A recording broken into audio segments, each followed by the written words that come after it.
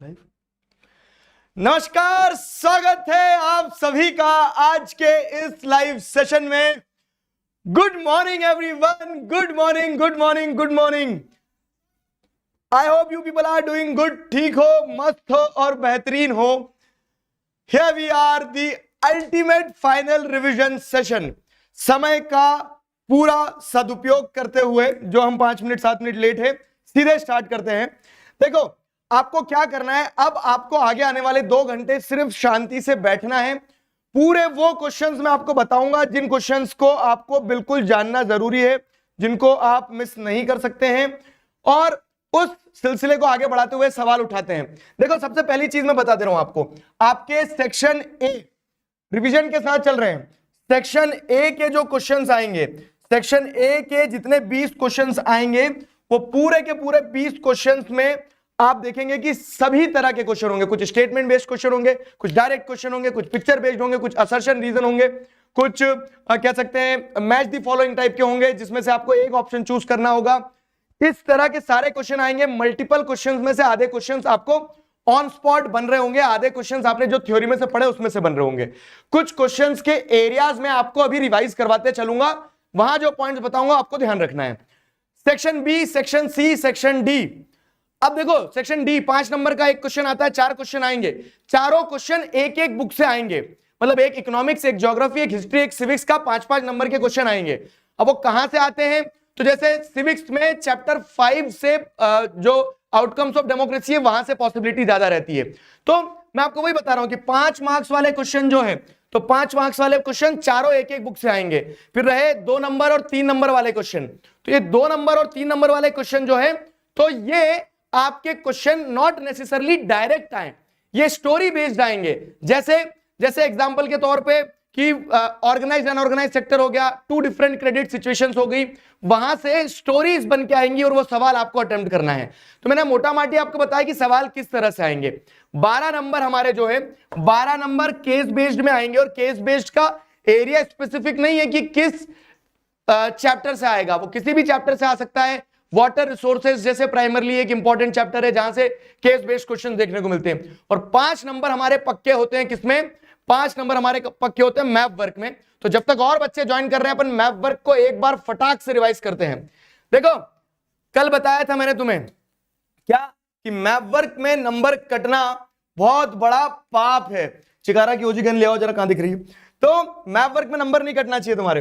तो यहां जैसे अगर आप देखोगे, तो हिस्ट्री में 1 नंबर का मैप वर्क ये रहा आपका। कौन सा, कलकत्ता, नागपुर और मद्रास सेशन। तो कलकत्ता कांग्रेस सेशन जहां पे नॉन कोऑपरेशन मूवमेंट के लिए प्रपोजल रखा था, नागपुर कांग्रेस सेशन जहां पे नॉन कोऑपरेशन मूवमेंट का प्रपोजल एक्सेप्ट हुआ था, मद्रास कांग्रेस सेशन जहां पे साइमन कमीशन को अपोज किया था। ये 3 कांग्रेस सेशन आपको इंपॉर्टेंट है, ध्यान रखना। 1 नंबर पक्का। दूसरा नंबर पक्का करें तो ये 5 पॉइंट में से 1 नंबर का मैप वर्क आएगा। तो चंपारण में इंडिगो प्लांटर्स की मदद के लिए गए थे, चंपारण बिहार में।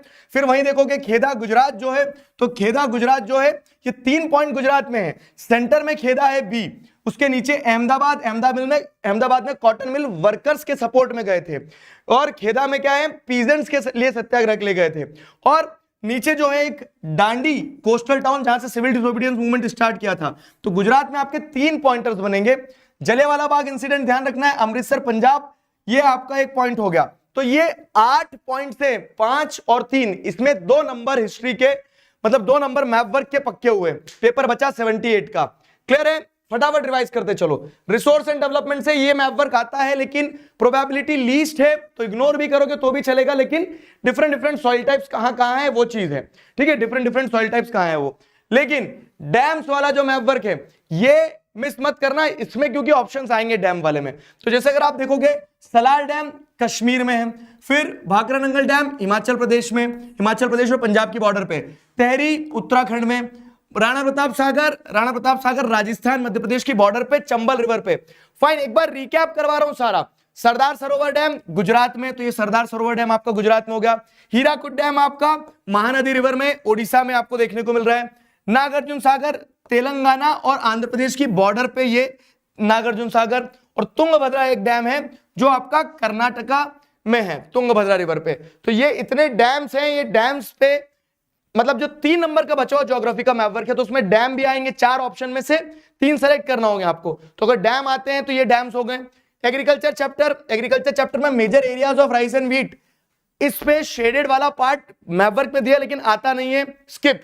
आगे बढ़े, एग्रीकल्चर चैप्टर में मेजर प्रोड्यूसिंग स्टेट्स, ये जरूर पूछा जाता है। शुगर केन का major producing state Uttar Pradesh, tea का major producing state Assam, coffee का major producing state Karnataka, C से कॉफी, के से करण, कॉफी विद करण कर्नाटका, ठीक है।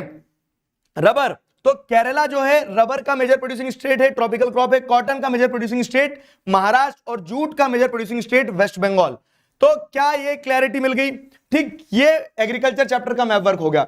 एग्रीकल्चर चैप्टर के बाद में अगर आप देखोगे तो मिनरल्स एंड एनर्जी रिसोर्सेज का जो चैप्टर है, मिनरल्स एंड एनर्जी रिसोर्सेज का चैप्टर जो है, उसमें से मैप वर्क में क्या आता है? अब एक जैसे 4 ऑप्शन आएंगे, तो 4 ऑप्शन में क्या होता है ना, आप देखेंगे तो चैप्टर 1 को हटा दो, चैप्टर 2, चैप्टर 3 को भी नहीं, चैप्टर 2 को भी हटा दो, चैप्टर 3, चैप्टर 4, चैप्टर 5, चैप्टर 6 और चैप्टर 7, 5 चैप्टर में से किसी अलग अलग सेट है ना, तो 4 चैप्टर के पॉइंट्स आएंगे, 4 पॉइंट्स आएंगे, 4 में से 3 सेलेक्ट करना होगा तुम्हें। अब इन 4 में से जो 3 सेलेक्ट करना, तो 3 में से भी एक आपका कंफर्म, आपको जो लास्ट वाला चैप्टर है लाइफलाइंस ऑफ नेशनल इकोनॉमी, उसमें से आएगा ही आएगा, ठीक है। तो अब जैसे मिनरल्स एंड एनर्जी रिसोर्सेज की बात करें तो इसमें माइंस है। अब क्या है, मयूरभंज माइन का है, ओडिशा में है।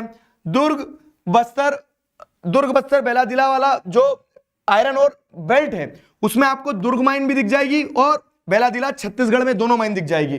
फिर आते हैं हम किस पे, बेल्लारी चित्रदुर्गा चिकमंगलुरु टुमकुर बेल्ट जो है, तो उसमें आपको बेल्लारी और कुद्रेमुख दोनों माइन कर्नाटका में देखने को मिल जाएगी। फाइन, तो ये आपकी आयरन और माइन 4 आयरन और बेल्ट से निकल के आती है। कोल माइंस की अगर बात करें तो BJR, बोकारो, झारिया, रानीगंज, ये सब कहां पे, झारखंड और वेस्ट बंगाल में। तो ये रानीगंज वेस्ट बंगाल, बोकारो आपका झारखंड, नीचे तालचेर जो है आपका ओडिशा और नैवेली तमिलनाडु, ये कोल माइंस के लिए है, ठीक है। This is for coal mines. आगे बढ़ा जाए, अगला ऑयल फील्ड्स। तो अब ऑयल फील्ड्स में अपन ने 3 पेयर बनाए थे, अगर आपको ध्यान हो तो, दिग्बोई और नहरकटिया नॉर्थ ईस्टर्न स्टेट में। तो दिग्बोई और नहरकटिया, ये आपको PDF दे दूंगा टेलीग्राम पे जस्ट सेशन खत्म होने के बाद, तो एक बार नजर और दौड़ा लेना। दिग्बोई और नहरकटिया क्या है, दोनों नॉर्थ ईस्टर्न स्टेट में, आसाम में। Oldest field, oil field Digboi. Mumbai high और बेसिन, तो अगर आप जैसे देखोगे तो मुंबई हाई नीचे और बेसिन ऊपर है, दोनों ऑफशोर माइंस हैं। और अंकलेश्वर और कालोल, तो अगर आप देखेंगे तो कालोल ऊपर है, अंकलेश्वर नीचे, ये दोनों गुजरात में माइंस है। तो 3 पेयर बना के इस तरह से माइंस हो गई आपकी, कौन सी, सॉरी ऑयल फील्ड्स हो गई आपकी। ऑयल फील्ड्स के बाद में क्या, थर्मल पावर प्लांट। तो 3 थर्मल पावर प्लांट दिए आपको, नामरूप आसाम में है, सिंगरौली मध्य प्रदेश में है, रामागुंडम तेलंगाना में है। ये 3 थर्मल पावर प्लांट्स हैं। 3 थर्मल पावर प्लांट्स के बाद में न्यूक्लियर पावर प्लांट्स पे आ जाओ, तो न्यूक्लियर पावर प्लांट्स 4 हैं। कौन से, नरोरा उत्तर प्रदेश के बाद में तारापुर महाराष्ट्र, तारापुर ये रहा महाराष्ट्र नीचे तीसरे नंबर पे, काकरापारा रहा गुजरात में, काकरा फाफड़ा से काकरापारा ध्यान रहेगा गुजरात, और कलापक्कम तमिलनाडु। तो ये आपके न्यूक्लियर पावर प्लांट्स हो गए। अब आ जाओ मैन्युफैक्चरिंग इंडस्ट्रीज। मैन्युफैक्चरिंग इंडस्ट्रीज का मैप वर्क अगर आप देखोगे तो ये सारी इंडस्ट्रीज हैं। अब सिटीज है तो कॉटन टेक्सटाइल में आपको मुंबई पता है, मुंबई बहुत सी बार रिपीट होगा। इंदौर मध्य प्रदेश में है, सूरत ये रहा। आप गुजरात के पॉइंट्स ध्यान रख लेना, सूरत, अहमदाबाद, खेदा, ये सारे पॉइंट्स लगभग दांडी सब आपको इसी रीजन में मिलेंगे। डेंसली पॉपुलेटेड वाला जो रीजन है गुजरात का, ये वाला इसमें, ठीक है। कानपुर उत्तर प्रदेश और कोयम्बटूर तमिलनाडु। फिर आगे बढ़े अगर आयरन स्टील प्लांट्स, तो सेम रिपीट हो रहा है। जैसे बोकारो आपने पढ़ा है तो बोकारो यहाँ झारखंड में आ गया, बोकारो के नीचे जमशेदपुर भी आ गया यहाँ पे, जमशेदपुर के बाद में दुर्गापुर, तो दुर्गा फेस्टिवल्स वेस्ट बंगाल में मनाए जाते हैं, तो ये बोकारो, जमशेदपुर, दुर्गापुर सब इधर हो गया। अब क्या है, भिलाई छत्तीसगढ़ में है, भिलाई के बाद में क्या है, विजयनगर एम्पायर था कर्नाटका का, साउथ इंडिया का, और सलेम जो है तो सलेम तमिलनाडु में। क्लियर हुआ, सेलम। अब आगे बढ़ते हैं, फिर क्या है, सॉफ्टवेयर टेक्नोलॉजी पार्क्स में। तो अगेन सिटीज है सॉफ्टवेयर टेक्नोलॉजी पार्क के, नोएडा उत्तर प्रदेश दिल्ली के पास में, गांधीनगर गुजरात में है, अहमदाबाद के बाजू में लगा दिया आपने, मुंबई फिर एक बार रिपीट हो गया, पुणे मुंबई के थोड़ा और नीचे करके आप वेस्टर्न घाट के इस तरफ, ठीक है। फिर उसके बाद हैदराबाद तेलंगाना की कैपिटल, आप देखेंगे बेंगलुरु कर्नाटका में, चेन्नई तमिलनाडु और तिरुवनंतपुरम केरला। तो ये आपको क्या देखने को मिल रहे हैं, ये आपको सारे सॉफ्टवेयर टेक्नोलॉजी पार्क के सिटीज हो गए। फिर मेजर पोर्ट्स, अब आ जाओ लाइफलाइंस ऑफ नेशनल इकोनॉमी। एक नंबर का मैप वर्क पक्का लाइफलाइंस ऑफ नेशनल इकोनॉमी से आना है, जिससे सिर्फ मैप वर्क आना है। तो सारे पोर्ट्स बताए गए, मेजर पोर्ट्स। कहां से शुरू करेंगे, वेस्टर्न कोस्ट से। तो कांडला पोर्ट गुजरात में है, महाराष्ट्र मुंबई पोर्ट हो गया। फिर क्या है, new Mangalore sorry Marmagao port Goa में है। मार्मागांव पोर्ट से नीचे न्यू मैंगलोर पोर्ट कहां पे, कर्नाटका में है। केरला में आपको कौन सा पोर्ट देखने को मिल रहा है, जो कोच्चि पोर्ट है, ये कोच्चि केरला में है। अब अगर ऐसा आ गया कि वेस्टर्न कोस्टल लाइन का सदर्न मोस्ट पोर्ट कौन सा है, तो कोच्चि है। लेकिन पूरी कंट्री का मेजर सदर्न मोस्ट पोर्ट अगर पूछा जाए तो आप क्या लगाएंगे, Tuticorin which is in Tamil Nadu. Eastern coastal line पे चलना चालू करते हैं तो टूटिकोरिन के ऊपर चेन्नई, चेन्नई कहां पे है, तमिलनाडु में। चेन्नई के ऊपर कहां पे, फिर आप चलेंगे विशाखापट्टनम, लैंडलॉक्ड पोर्ट है, विशाखापट्टनम इज इन आंध्र प्रदेश। उसके ऊपर पैराद्वीप, पैराद्वीप के ऊपर वेस्ट बंगाल का हल्दिया पोर्ट। फाइन, ये आपको 10 मेजर पोर्ट्स ध्यान रखना है जो पूरी वेस्टर्न कोस्टल लाइन से ईस्टर्न कोस्टल लाइन तक चल रहा है। तो ये 10 कोस्टल पोर्ट्स में से या तो एक पॉइंट आएगा, या फिर ये इंटरनेशनल एयरपोर्ट के जो 6 इंटरनेशनल पॉइंट्स हैं, कौन कौन से, राजा संसी इंटरनेशनल एयरपोर्ट अमृतसर में है। दिल्ली में कौन सा है, इंदिरा गांधी इंटरनेशनल एयरपोर्ट है। मुंबई में छत्रपति शिवाजी महाराज इंटरनेशनल एयरपोर्ट है। और चेन्नई में मीनमबक्कम इंटरनेशनल एयरपोर्ट। फिर 5th नंबर का Netaji Subhash Chandra Bose international airport West Bengal. और राजीव गांधी इंटरनेशनल एयरपोर्ट तेलंगाना। तो I hope this is clear कि ये 6 एयरपोर्ट ध्यान रखना है। क्या यहां तक सारे मैप सबको रिवाइज हो गए, बताइए, क्या सारे मैप्स सबको रिवाइज हो गए? ठीक है, तो this was just the warm up. शुरू करते हैं अब यहां से।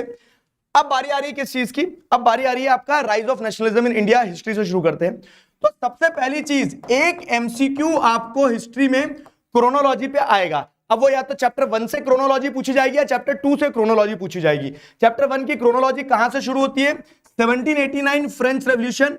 फिर उसके बाद में क्या होता है, नेपोलियन जो है पावर में आता है। नेपोलियन पावर में आने के बाद में 1804 में नेपोलिक कोड लेके आता है। ये नेपोलिक कोड जो लाता है, तो इस नेपोलिक कोड को सिविल कोड कहा जाता है। सिविल कोड के बाद में वो 1815 में हारता है।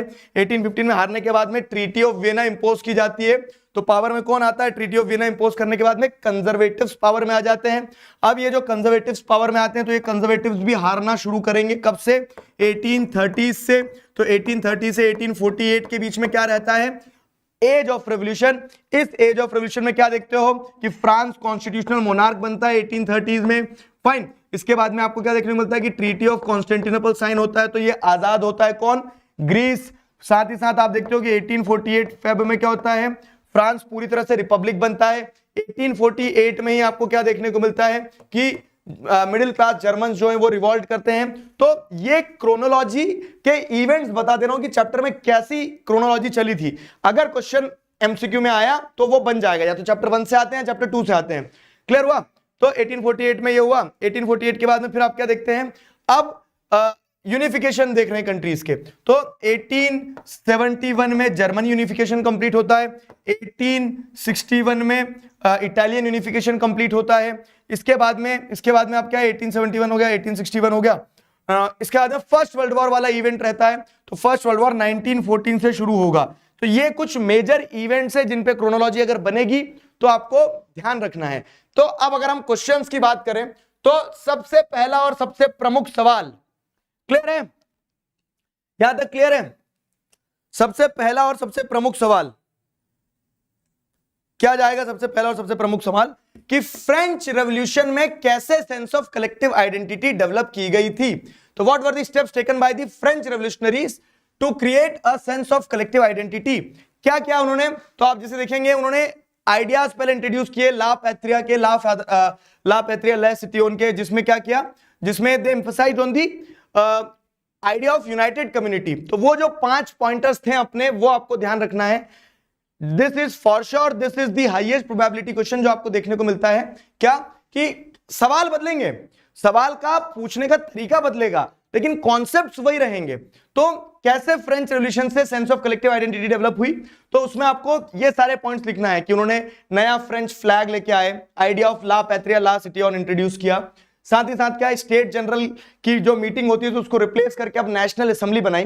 नेशनल असेंबली के साथ साथ में क्या है आपको देखने को मिलता है, new hymns were composed, martyrs were commemorated, uniform system of weight and measurement लाए, रीजनल डायलेक्ट्स को डिस्करेज करते हुए फ्रेंच लैंग्वेज को उन्होंने क्या किया, एक नेशनल लैंग्वेज बनाया। ये क्वेश्चन मैंने आपको मल्टीपल टाइम्स बताया है, क्या आप इस क्वेश्चन के साथ में कॉन्फिडेंट हो?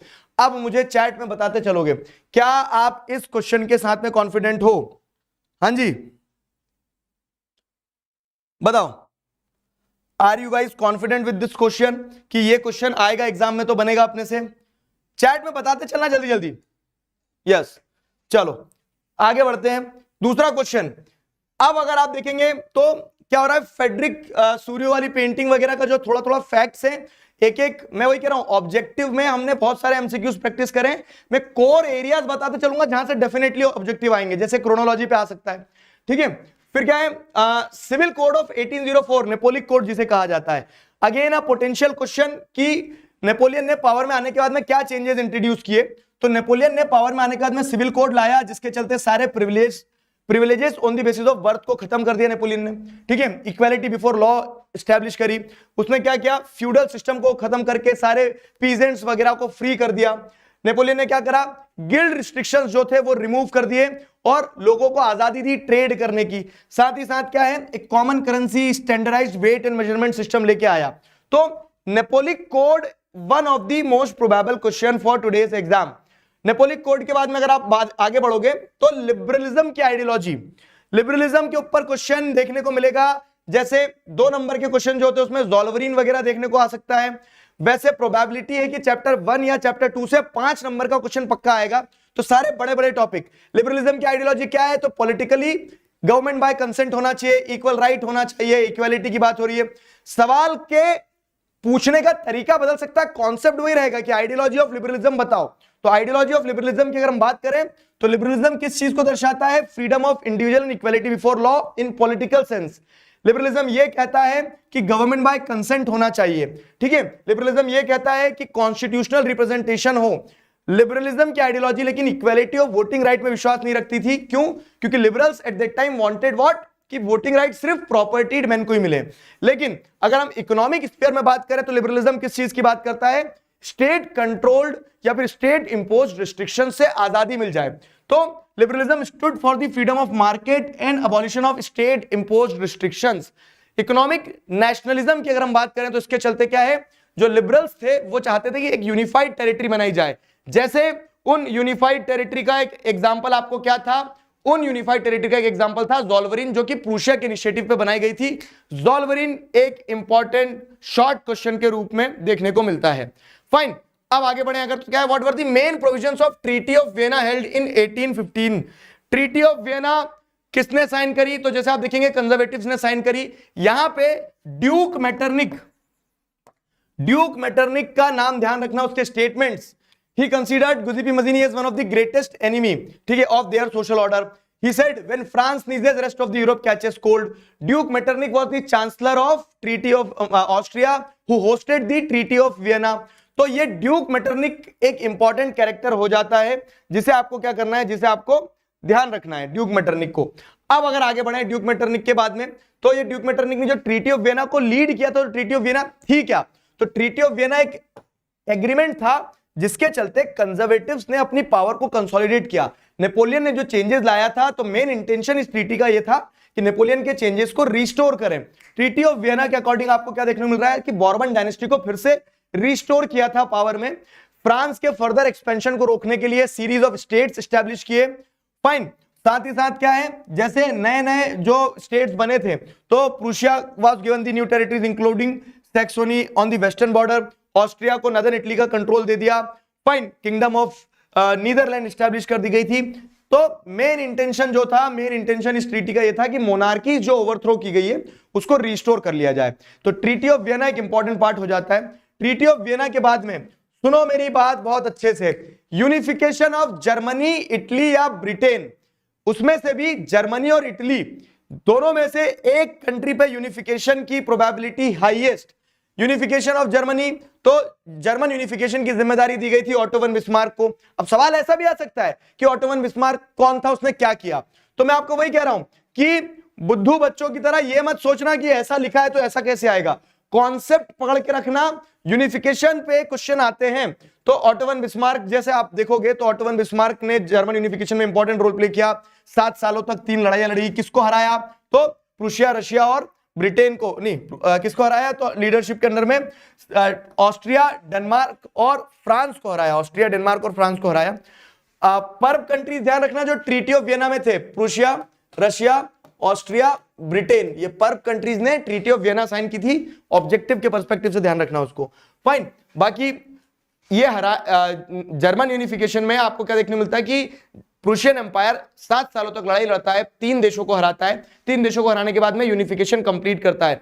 अब ये जो यूनिफिकेशन कंप्लीट होता है तो इसमें डेफिनेटली कि जब यूनिफिकेशन को लीड प्रूशिया ने किया था तो प्रूशियन डोमिनेंस देखने को मिलेगी। इस तरह से ये प्रूशियन यूनिफिकेशन कंप्लीट हुआ, German unification with the help of Prussia complete हुआ। सिमिलरली इटली के यूनिफिकेशन की बात करें तो 4 कैरेक्टर्स ध्यान रखना इटली के यूनिफिकेशन में, कौन थे, तो पहला कैरेक्टर था, आप देखेंगे कि पहला कैरेक्टर था गुजिपी मजीनी, जिसने कोशिश करी लेकिन but he was not successful. अब मजीनी की फेलियर के बाद में आपको क्या देखने को मिलता है, जिम्मेदारी कौन उठाता है, वहां का राजा विक्टर इमैनुअल टू जिम्मेदारी उठाता है और उठा के किसको दे देता है, कैवियर को। तो ये जो कैवियर को जिम्मेदारी देता है राजा, तो कैवियर क्या करता है भाई साहब, यहाँ पे कैवियर जो है काउंट डी कैमिलियो कैवियर जो चीफ मिनिस्टर था, टेक्टफुल तरीके से फ्रांस की मदद लेके क्या करता है, नदन पार्ट ऑफ इटली जो था उसको आजाद करवाता है हैब्सबर्ग एम्पायर से। फिर सदर्न पार्ट जो है उसको आजाद करवाने का काम होता है गुजिपी गैरिबाल्डी का। गुजिपी गैरिबाल्डी एक लंबे समय के तक संघर्ष के बाद में क्या करता है, सदर्न पार्ट ऑफ इटली जो है उसको यूनिफाई करवाता है।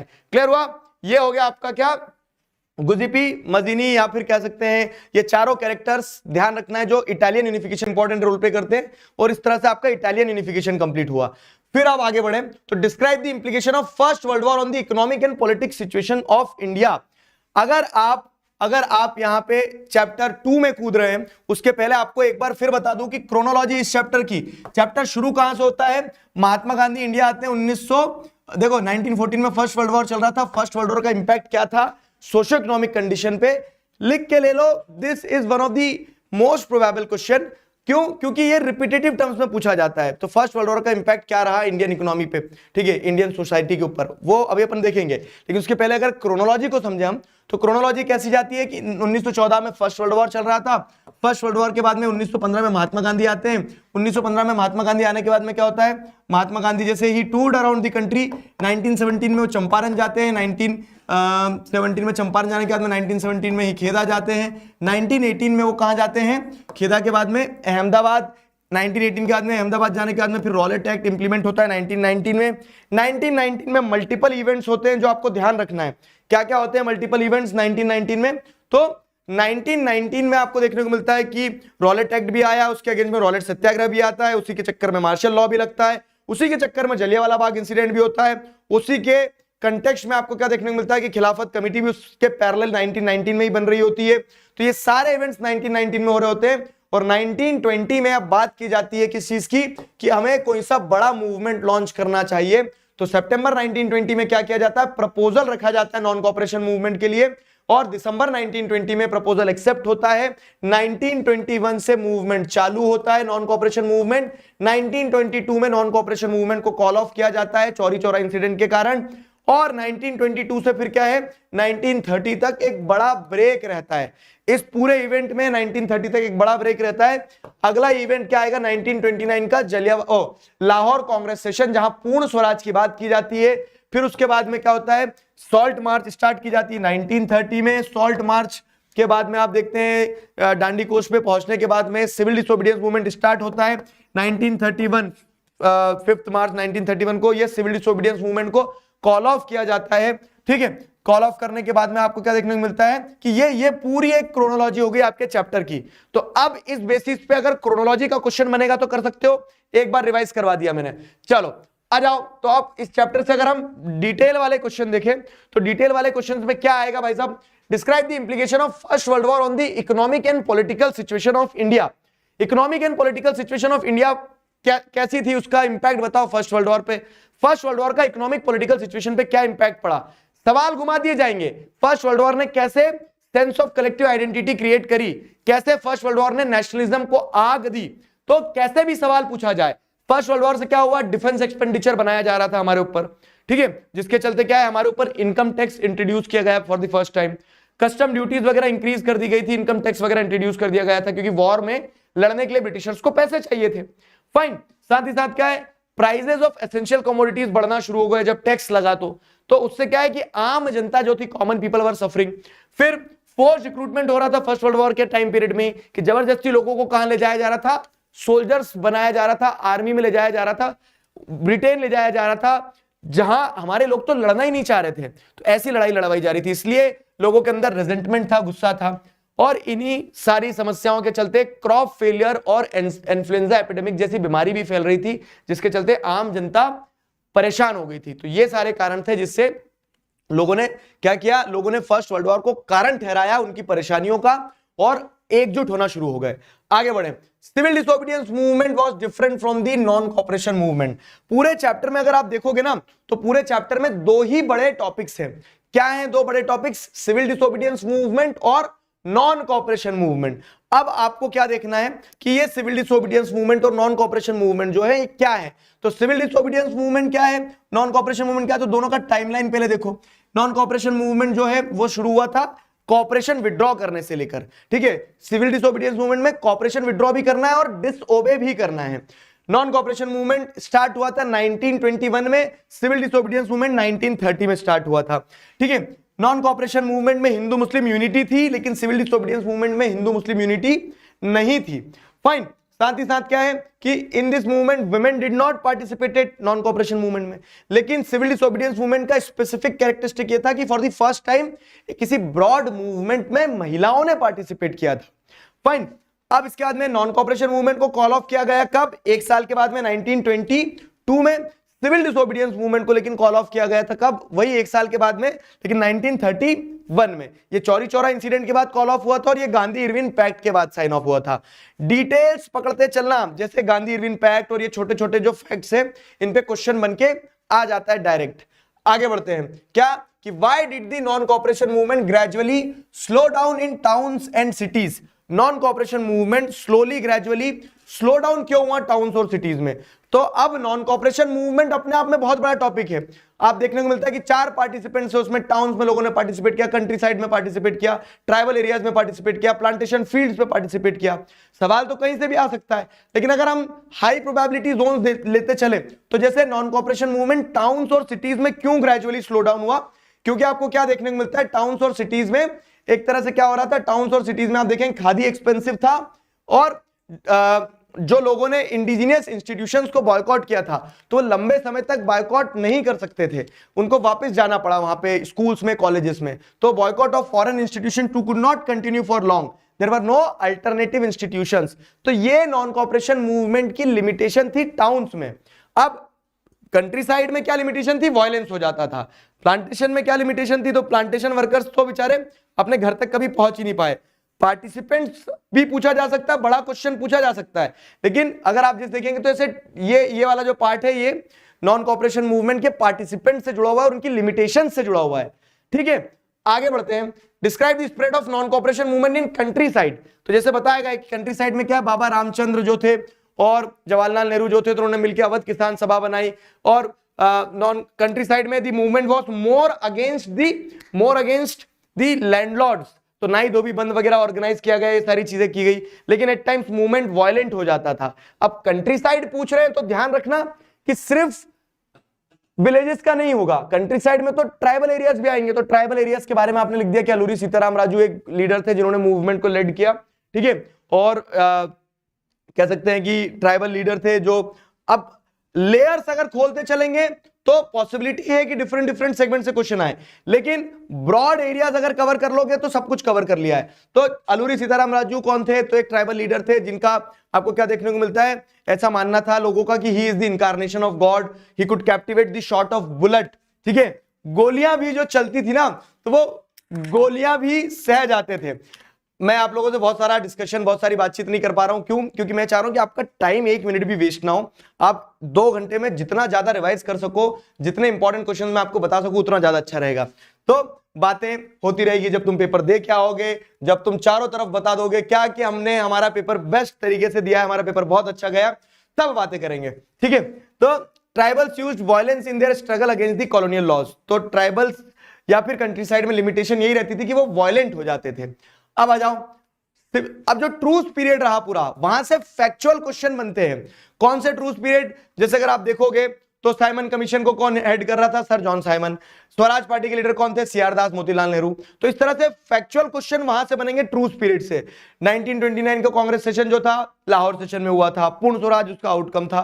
तो ये फैक्चुअल क्वेश्चन है, ऑब्जेक्टिव बनेंगे। लेकिन अगर आप डिस्क्रिप्टिव क्वेश्चन की बात करो तो जैसे सॉल्ट के ऊपर क्वेश्चन बनता है। सिविल डिसोबीडियंस मूवमेंट में महात्मा गांधी ने क्यों सॉल्ट को as a symbol of protest use किया?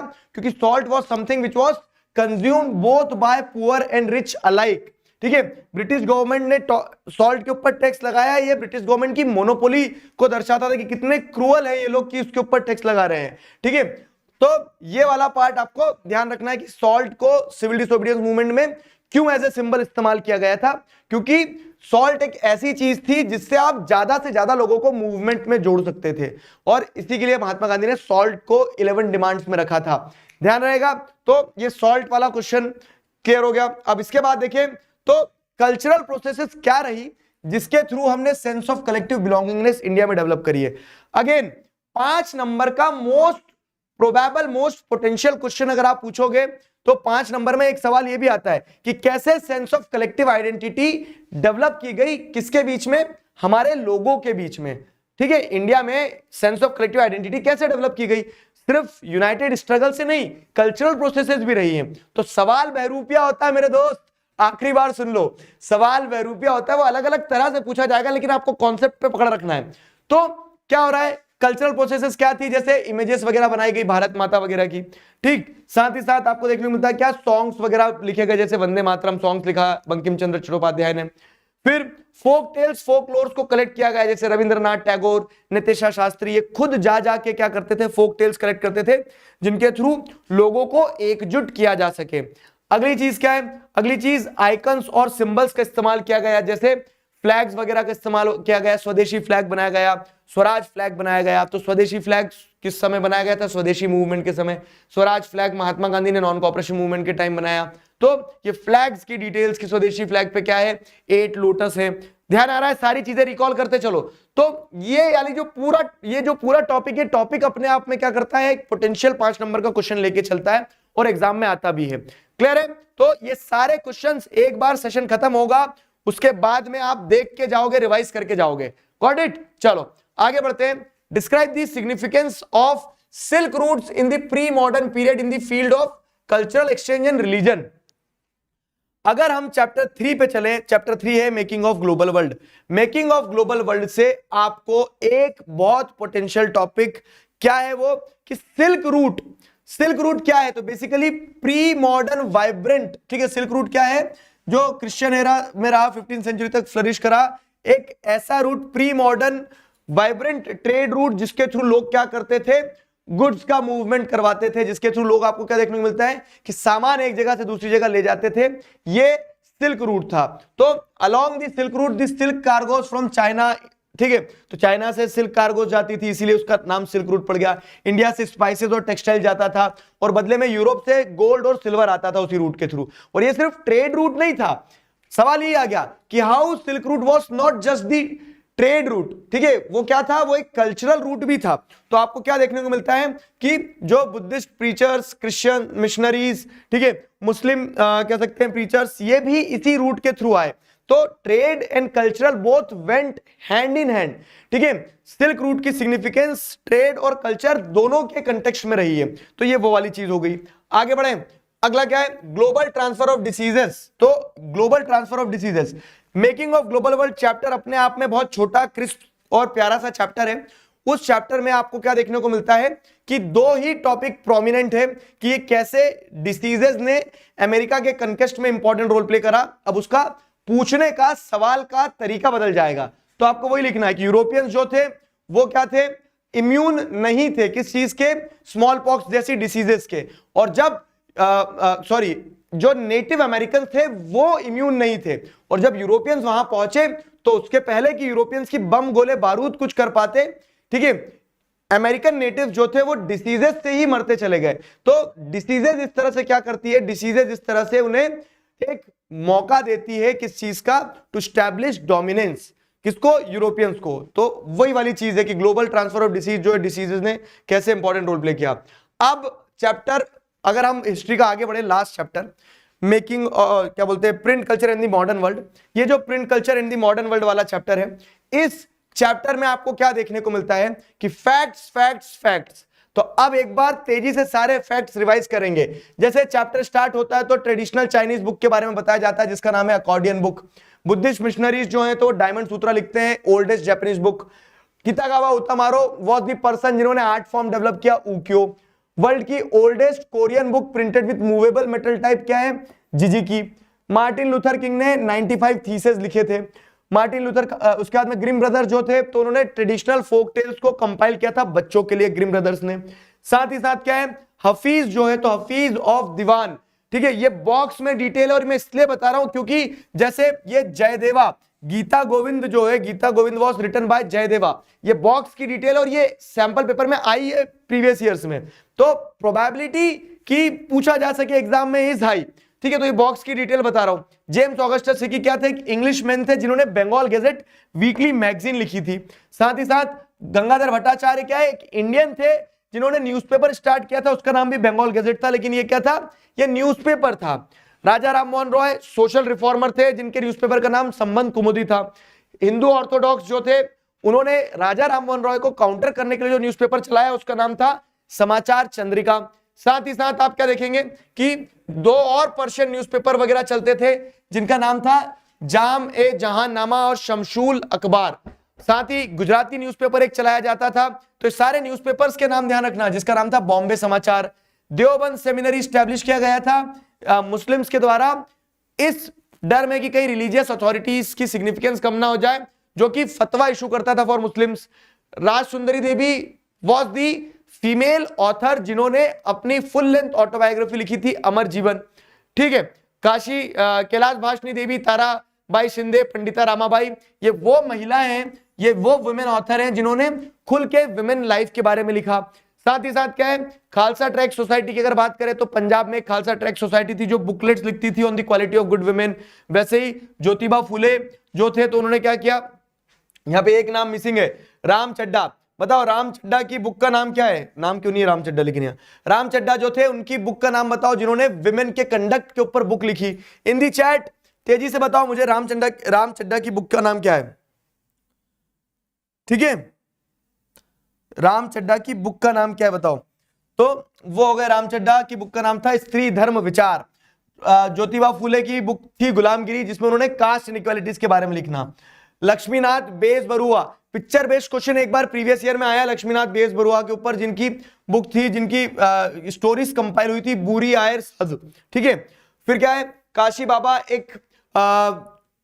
बाबा एक कानपुर के वर्कर थे, मिल वर्कर, जिन्होंने छोटे और बड़े के सवाल के नाम से अपनी बुक लिखी, जिसमें वो क्या है, कास्ट इनइक्वालिटीज के बारे में लिखते हैं। सुदर्शन चक्र अगेन एक कानपुर मिल वर्कर का पेन नेम था, जिसके अंडर में उनकी सारी पोम्स कंपाइल की गई थी सच्ची कविताएं के नाम से।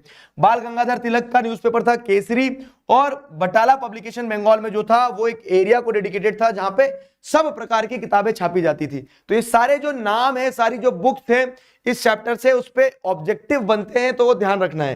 क्लियर हुआ। अब अगर हम बात करें क्वेश्चन क्या आएगा, तो probability of asking a long question is very low. Chapter 1 और 2 से लॉन्ग क्वेश्चन पक्का आएगा एक, ठीक है। यहां पे आप देखेंगे शॉर्ट क्वेश्चंस आ सकते हैं, थ्योरी क्वेश्चंस आ सकते की प्रोबेबिलिटी कम है, थोड़ी सी केस बेस्ड क्वेश्चन आ सकता है यहां से। तो जैसे एक क्वेश्चन जो प्रोमिनेंट बनता है वो कि फ्रेंच रेवोल्यूशन में प्रिंट ने कैसे कंट्रीब्यूट किया। तो प्रिंट का कंट्रीब्यूशन इन फ्रेंच रेवोल्यूशन अगर आप देखोगे तो ये बहुत अच्छे से बताया गया कि प्रिंट से सबसे पहले क्या, एनलाइटेंड थिंकर्स के आइडिया पॉपुलराइज हुए।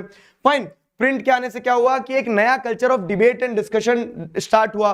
प्रिंट के आने से क्या है, आउटपोरिंग ऑफ लिटरेरी मटेरियल हुआ, जिसको पढ़ के लोग क्या करने लगे, जिसको पढ़ के लोग क्वेश्चन करने लगे कि राजा के मजे और जनता के सजे, ठीक है, मतलब जनता सजा भोग रही है और राजा मजा कर रहा है। तो this opened up the possibility of people to think in a way, they started questioning.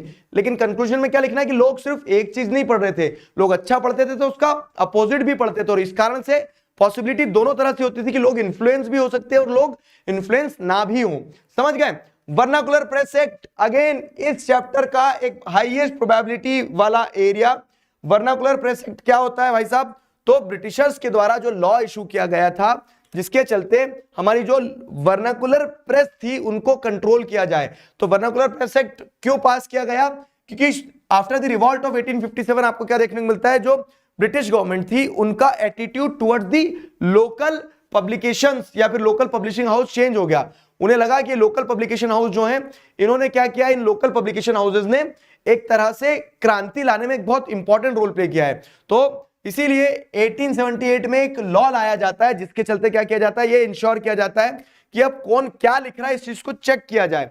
ठीक है, लोकल पब्लिकेशन हाउस कुछ भी ना लिखे, अगर वो कुछ सेडिशियस लिख रहे हैं तो उनको वार्निंग दी जाएगी, और वार्निंग के बावजूद भी अगर वो नहीं माने तो फिर क्या किया जाएगा, उनकी मशीनरी कन्फिस्केट कर ली जाएगी, छुड़ा ली जाएगी। तो ये वर्नाकुलर प्रेस एक्ट ऑफ 1878 ध्यान रखना है। आ जाओ भाई साहब, वेलकम। ठीक है, to the last question of history, evaluate the impact of print technology on poor people and women in India. Print technology का पुअर पीपल और वुमेन के ऊपर क्या इंपैक्ट पड़ा। तो अगर आप इस कंटेक्स्ट को देखोगे तो ये पूरे चैप्टर के सारे फैक्ट्स कवर करते हुए आता है कि पुअर पीपल और वुमेन, ये दो ऐसे सेक्शन है जो यूरोप के केस में भी और इंडिया के केस में भी, दोनों के केस में बताए गए। पुअर पीपल और वुमेन के ऊपर सब्जेक्टिव छोटे क्वेश्चन आने की प्रोबेबिलिटी बनती है। तो effect of print on the poor people आप क्या देखेंगे कि पब्लिक लाइब्रेरीज वगैरह एस्टैब्लिश करी, और इंडिया के कंटेक्स्ट में पूछा गया है स्पेसिफिकली, तो पब्लिक लाइब्रेरीज वगैरह एस्टैब्लिश करी, बहुत सारे लोग लिखने लगे जैसे काशी बाबा वगैरह, ठीक है, ज्योतिबा फूले वगैरह वो लिखते थे ये सब कुछ। विमेन के कंटेक्स्ट में आप क्या देखेंगे कि लिबरल विमेन, लिबरल हस्बैंड्स और वो लिबरल फैमिलीज जो थी वो तो अपने महिलाओं को पढ़ा रहे थे, लेकिन बहुत सारे लोग कंजर्वेटिव जो थे वो पढ़ाना नहीं चाहते थे। तो जो पढ़ाना नहीं चाहते थे तो रिस्ट्रिक्शंस लगाते थे, लेकिन रिस्ट्रिक्शंस के बावजूद भी नेम्स सच एज राज सुंदरी देवी हो गया, कैलाश भाषनी देवी हो गया, ठीक है, पंडिता रामाबाई हो गया, जिन्होंने क्या करा, they defied such authorities and wrote about women. Clear हुआ? तो विमेन और वर्कर, ये वाला सेक्शन जो है, ये वाला सेक्शन शॉर्ट क्वेश्चंस के लिए प्रोबेबल हो जाता है। आगे बढ़े, problem associated with the indiscriminate use of resources. अब अगर हम ज्योग्राफी शुरू करें तो ज्योग्राफी में सुनो मेरी बात बहुत अच्छे से, ज्योग्राफी में आपका 3 नंबर का ऑलरेडी मैप वर्क आ रहा है, 17 नंबर की ज्योग्राफी बच रही है, एक 5 नंबर का क्वेश्चन आता है, और वो 5 नंबर का क्वेश्चन पीछे वाले चैप्टर जो हैं, पीछे वाले चैप्टर से मेरा क्या तात्पर्य है, चैप्टर 4, 5, 6 एग्रीकल्चर, मैन्युफैक्चरिंग इंडस्ट्री या मिनरल्स से आएगा। अब इन 3 चैप्टर में भी हमें पता है क्या कि इन 3 चैप्टर में भी कौन कौन से क्वेश्चन है जो 5 नंबर के लायक है। तो आगे के जो चैप्टर है इसमें 3 नंबर 2 नंबर के क्वेश्चन आते हैं, जैसे इनडिस्क्रिमिनेट यूज ऑफ रिसोर्स से क्या प्रॉब्लम हो सकती है, ये एक क्वेश्चन प्रोबेबल क्वेश्चन है। जैसे आपको क्या देखने को मिलता है, इनडिस्क्रिमिनेट यूज ऑफ रिसोर्सेज से क्या प्रॉब्लम होगी, तो आपको देखने को मिलता है कि डिप्लीशन होगा रिसोर्सेज का एक्यूमुलेशन कुछ ही लोगों के हाथ में होगा, सोसाइटी हैव्स और हैव नॉट्स में डिवाइड हो जाएगी। फिर ग्लोबल इकोलॉजिकल क्राइसिस जैसी सिचुएशंस, ग्लोबल इकोलॉजिकल क्राइसिस में आप देख सकते हो ग्लोबल वार्मिंग वगैरह, ये सारी प्रॉब्लम्स देखने को मिल सकती है। Got it? चलो, अब why do we need resource planning, the most important segment of this chapter. Resource planning की क्यों जरूरत है, क्योंकि रिसोर्सेज अनइवनली डिस्ट्रीब्यूटेड है, और 3 स्टेप रिसोर्स प्लानिंग पूछी जाती है, जिसमें आप क्या लिखेंगे, सबसे पहले आप रिसोर्सेज को आइडेंटिफाई करते हो, फिर रिसोर्सेज को आइडेंटिफाई करने के बाद में क्या करते हो, आप उसका एक टेक्नोलॉजिकल एस्पेक्ट देखते हो कि कैसे रिसोर्सेज का डेवलपमेंट होना चाहिए। तो आप टेक्नोलॉजिकल नो हाउ पता करते हो कि कैसे रिसोर्सेस को हम एक्सट्रैक्ट कर सकते हैं। तो पहले आइडेंटिफिकेशन, जिसमें क्वालिटेटिव क्वांटिटेटिव एस्टिमेशन वगैरह सब पता लगाया जाता है, कहां है रिसोर्स, कितना है। दूसरा क्या है, एक प्रॉपर प्लानिंग स्ट्रक्चर बनाते हैं जिसमें आप ये देखते हैं कि क्या मशीनरी लगेगी, क्या सारी चीजें लगेंगी वो। और तीसरा क्या है, रिसोर्स डेवलपमेंट प्लान को नेशनल डेवलपमेंट प्लान से मैच किया जाता है कि जो रिसोर्सेज हैं, ठीक है, वो सिर्फ उस जगह तक सीमित नहीं रहे, वो ओवरऑल पूरी कंट्री में उसका डेवलपमेंट हो। तो resource 3 step resource planning important है, ध्यान रखना। 3 स्टेप रिसोर्स प्लानिंग के बाद में आता है लैंड डिग्रेडेशन। अब सुनो मेरी बात, एक ऑब्जेक्टिव तय है इस चीज पे आएगा कि लैंड डिग्रेडेशन का कहां क्या कॉज है।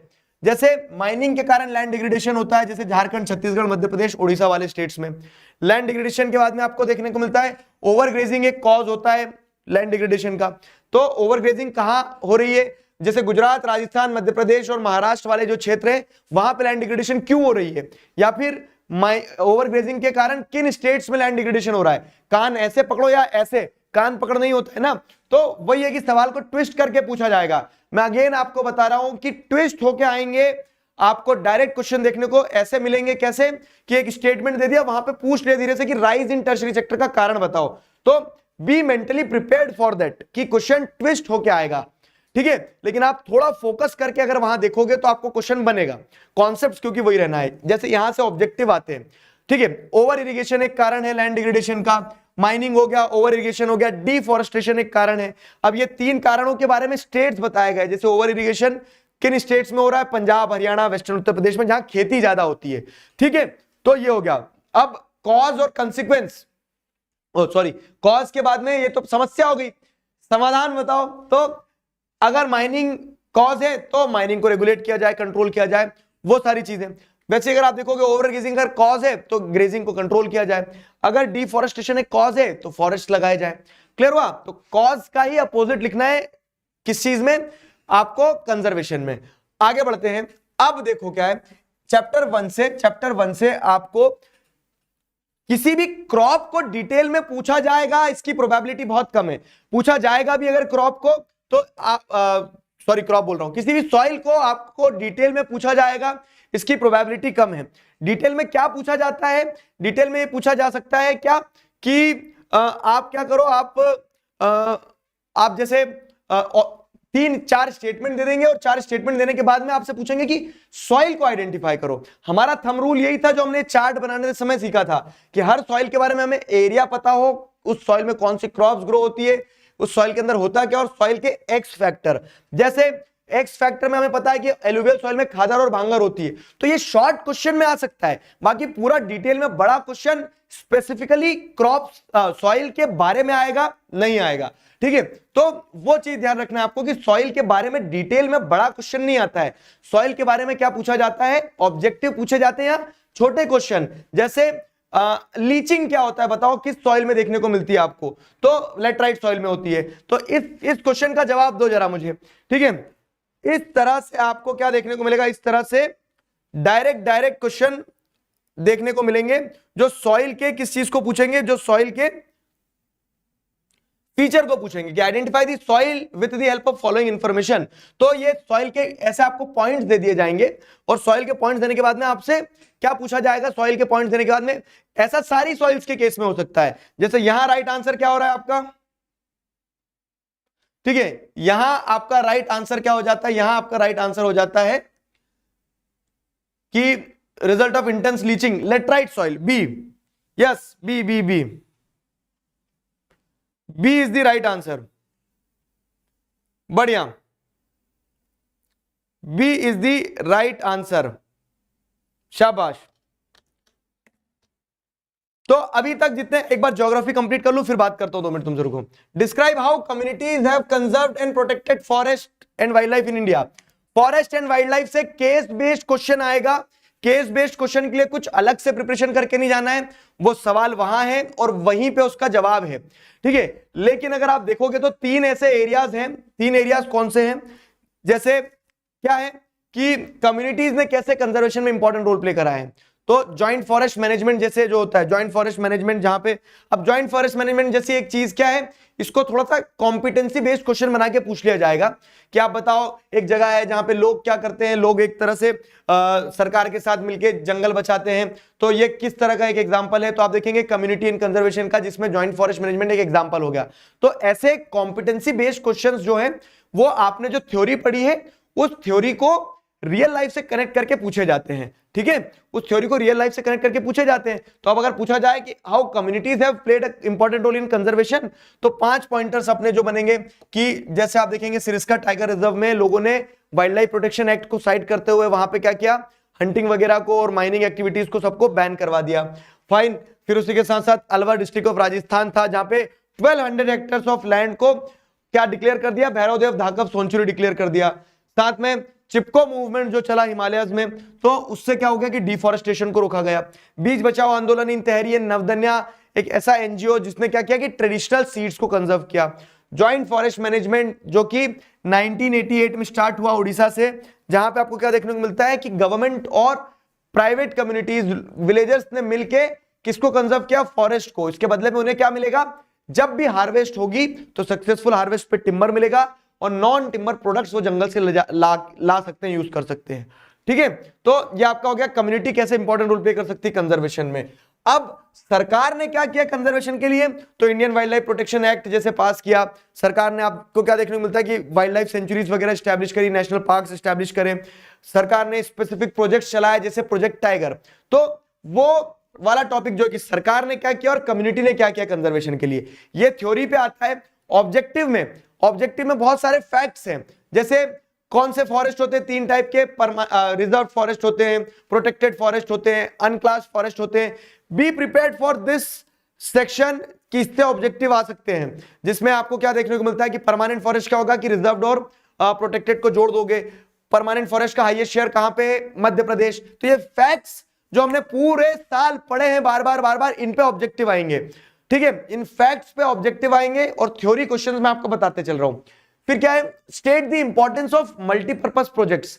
अब water resources chapter, again water resources वाले चैप्टर से केस बेस्ड क्वेश्चन आने की प्रोबेबिलिटी बढ़ती है। ठीक है, कि केस बेस्ड क्वेश्चन आने की प्रोबेबिलिटी थोड़ी सी ज्यादा है। तो वाटर रिसोर्सेज में आप केस बेस्ड क्वेश्चन आ जाएगा, लेकिन थ्योरी वाले जो क्वेश्चन है, तो थ्योरी वाले क्वेश्चन कैसे आ सकते हैं कि इंपॉर्टेंस बताओ मल्टीपर्पज प्रोजेक्ट की। तो मल्टीपर्पज प्रोजेक्ट से इलेक्ट्रिसिटी जनरेशन होती है, वाटर सप्लाई होता है, फ्लड कंट्रोल कर सकते हो, रिक्रिएशनल एक्टिविटी के लिए यूज किया जाता है, इनलैंड नेविगेशन होता है, फिश ब्रीडिंग होती है। तो एडवांटेज पूछ लें, इंपॉर्टेंस पूछ लें, किसी भी तरह से, ठीक है, why dams are known as multipurpose projects पूछ लें, कुछ भी पूछ लें, आपको क्या है ना कि सवाल बहरूपिया होता है, वो चीज समझ के रखना है बस। क्लियर हुआ?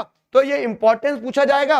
साथ ही साथ क्या है, हाइड्रोलिक स्ट्रक्चर जो है, ठीक है, एंशिएंट हाइड्रोलिक स्ट्रक्चर, सीधा 5 नंबर का क्वेश्चन, मतलब एक बड़ा क्वेश्चन टाइप बन के आने की प्रोबेबिलिटी है। 5 नंबर में इस चैप्टर से क्वेश्चन आएगा, प्रोबेबिलिटी कम है, लेकिन ऐसे टॉपिक्स जिसपे सीधे सीधे पॉइंटर से 3 नंबर में पूछ लिया कि एंशिएंट हाइड्रोलिक स्ट्रक्चर्स के बारे में बताओ, तो एंशिएंट हाइड्रोलिक स्ट्रक्चर आप देखेंगे तो श्रृंगावेरापुरा नियर इलाहाबाद में आपको एंशिएंट हाइड्रोलिक स्ट्रक्चर देखने को मिल रहे हैं।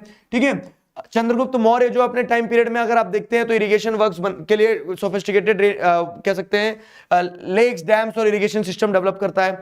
साथ ही साथ क्या है, आपको सोफिस्टिकेटेड इरिगेशन नेटवर्क देखने को मिलते हैं कलिंग, कोल्हापुर, नागार्जुन कोंडा और बेनूर जैसी जगह में।